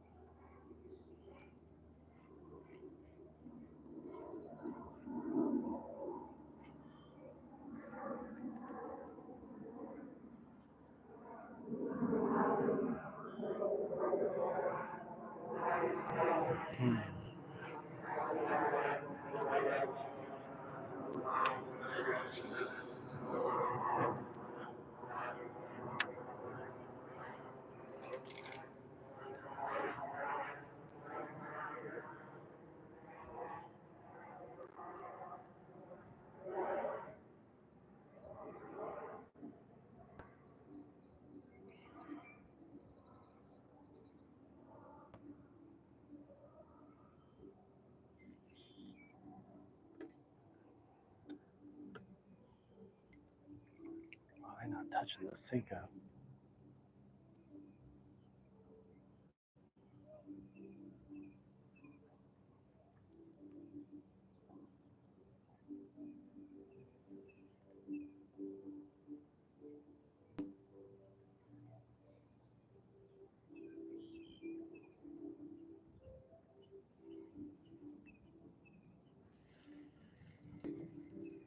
All right, let's.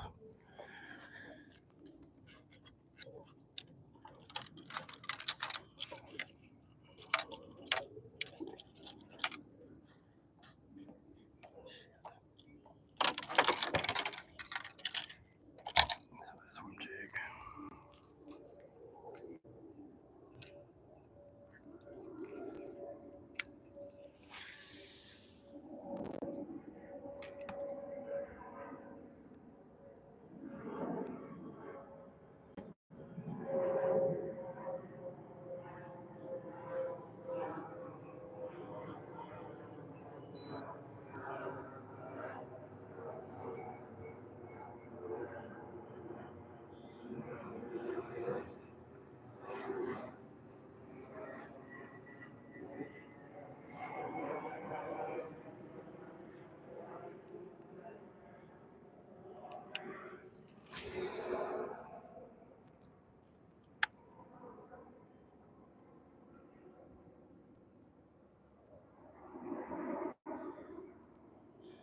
Throwing this 1/2 ounce swim jig.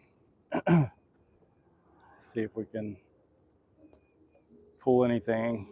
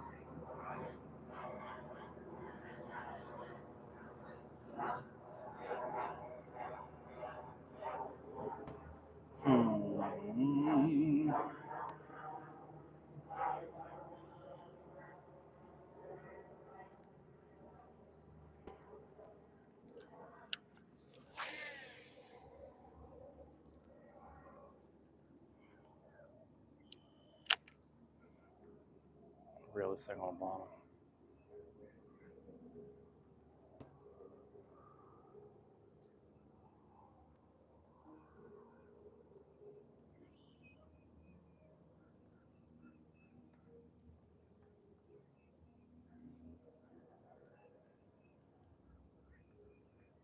I'm about to go back to my first spot. They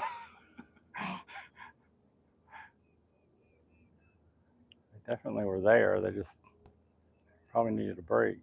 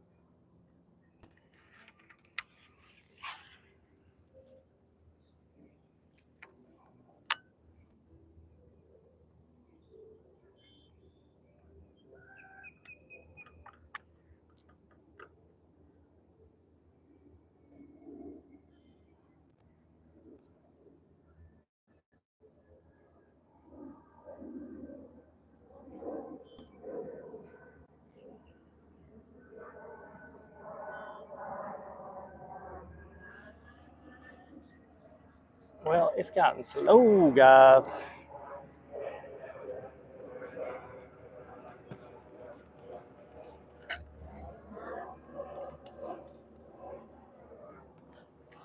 But it never really got going over here for some reason.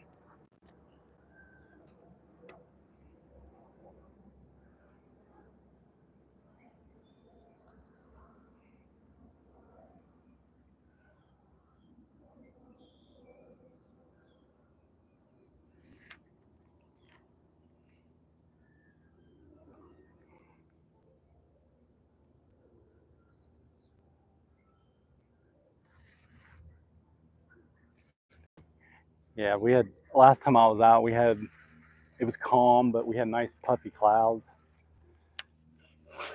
Guys,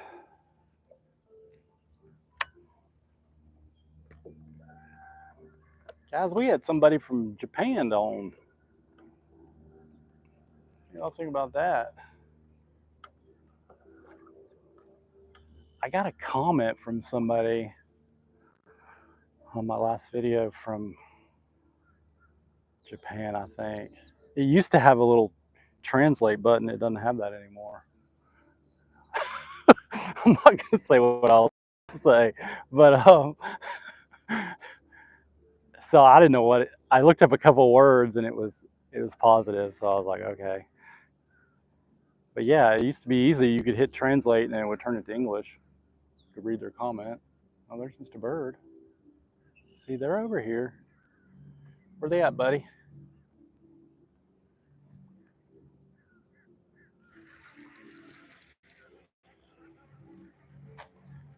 Man. Well, that ain't good. What the hell happened? Change this worm out.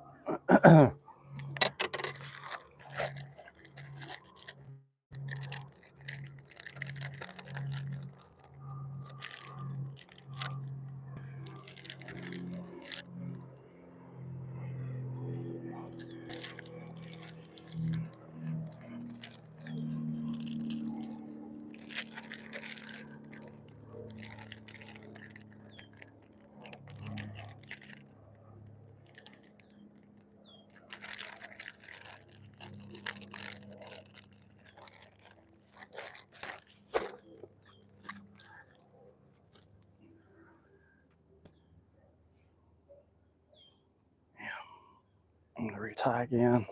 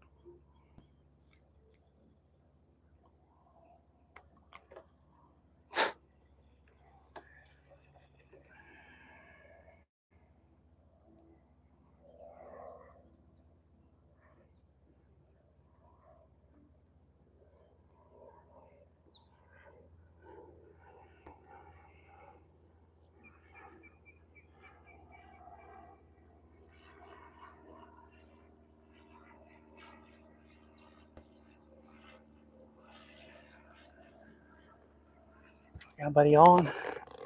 We got 4 on. Thanks guys for sticking with me. It's been pretty slow. What's up, Brad? Nah, man, I'm out here at Lake Baldwin.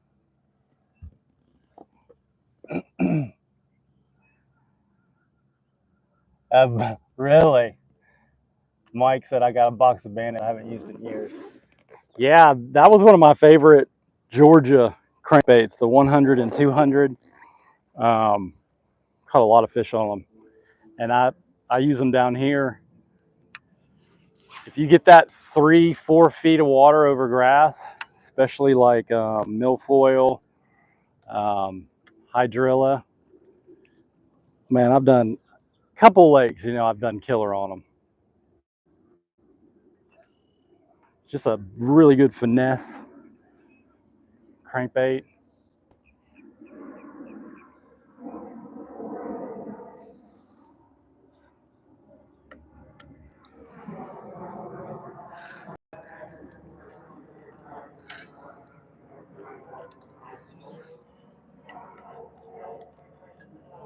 Good Lord, look at the fish right here. Jeez.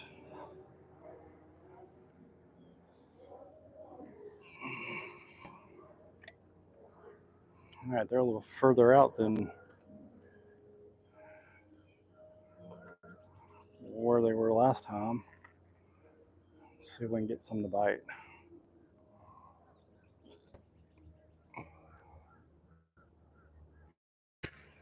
Why the old timers always want to talk about 30, 40 years ago? Hell, I know it was good then. Used to catch 5-pounders every cast. Yeah.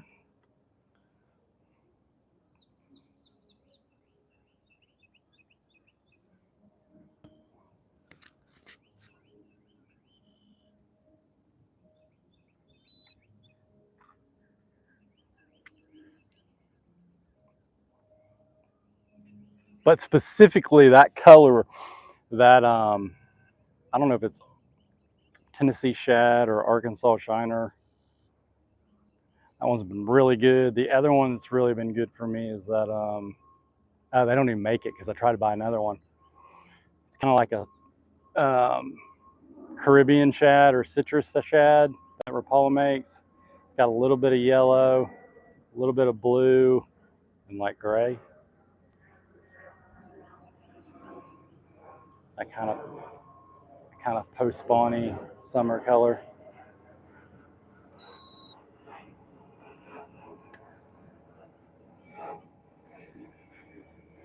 Huh.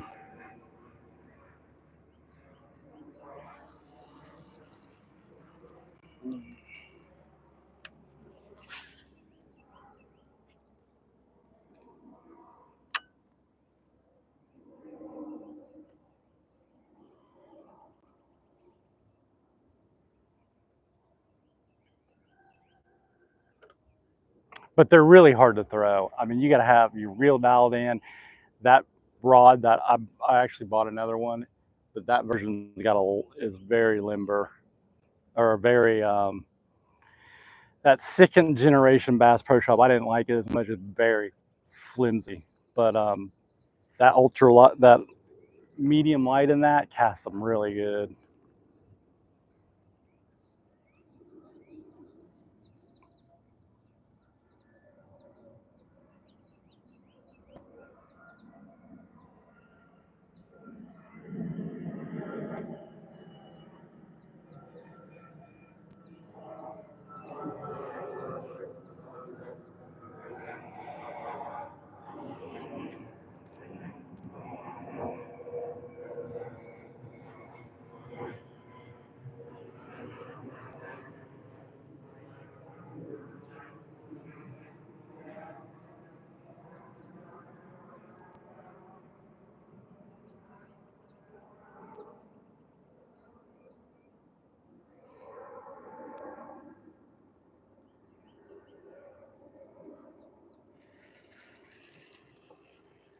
Man.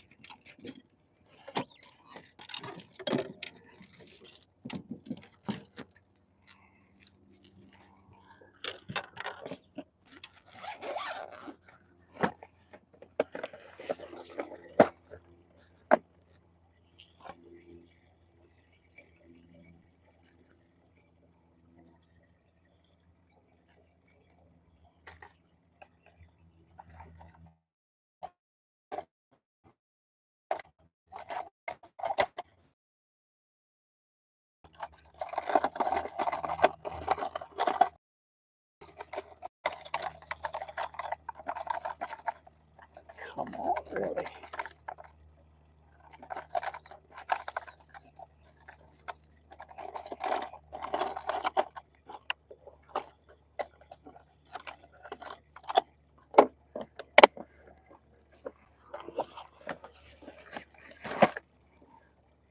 Put this 10XD on.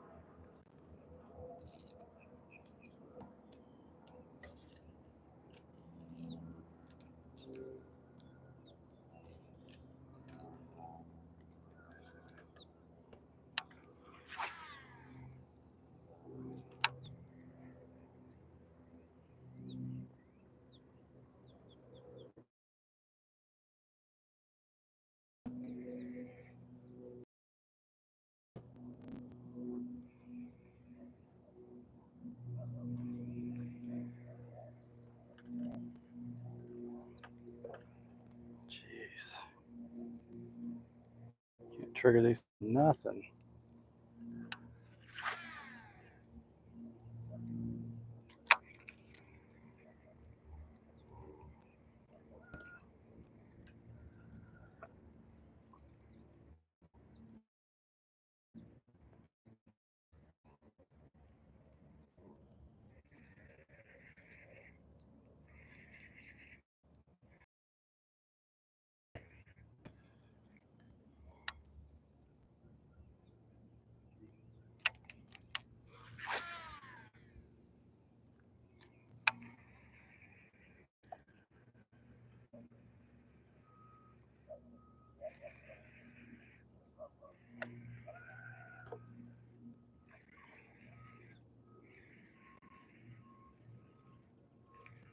I don't know why they're not over here.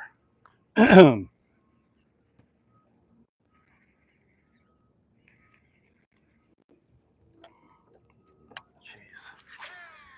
Summer. Jiminy Christmas, dude. Need to wake up.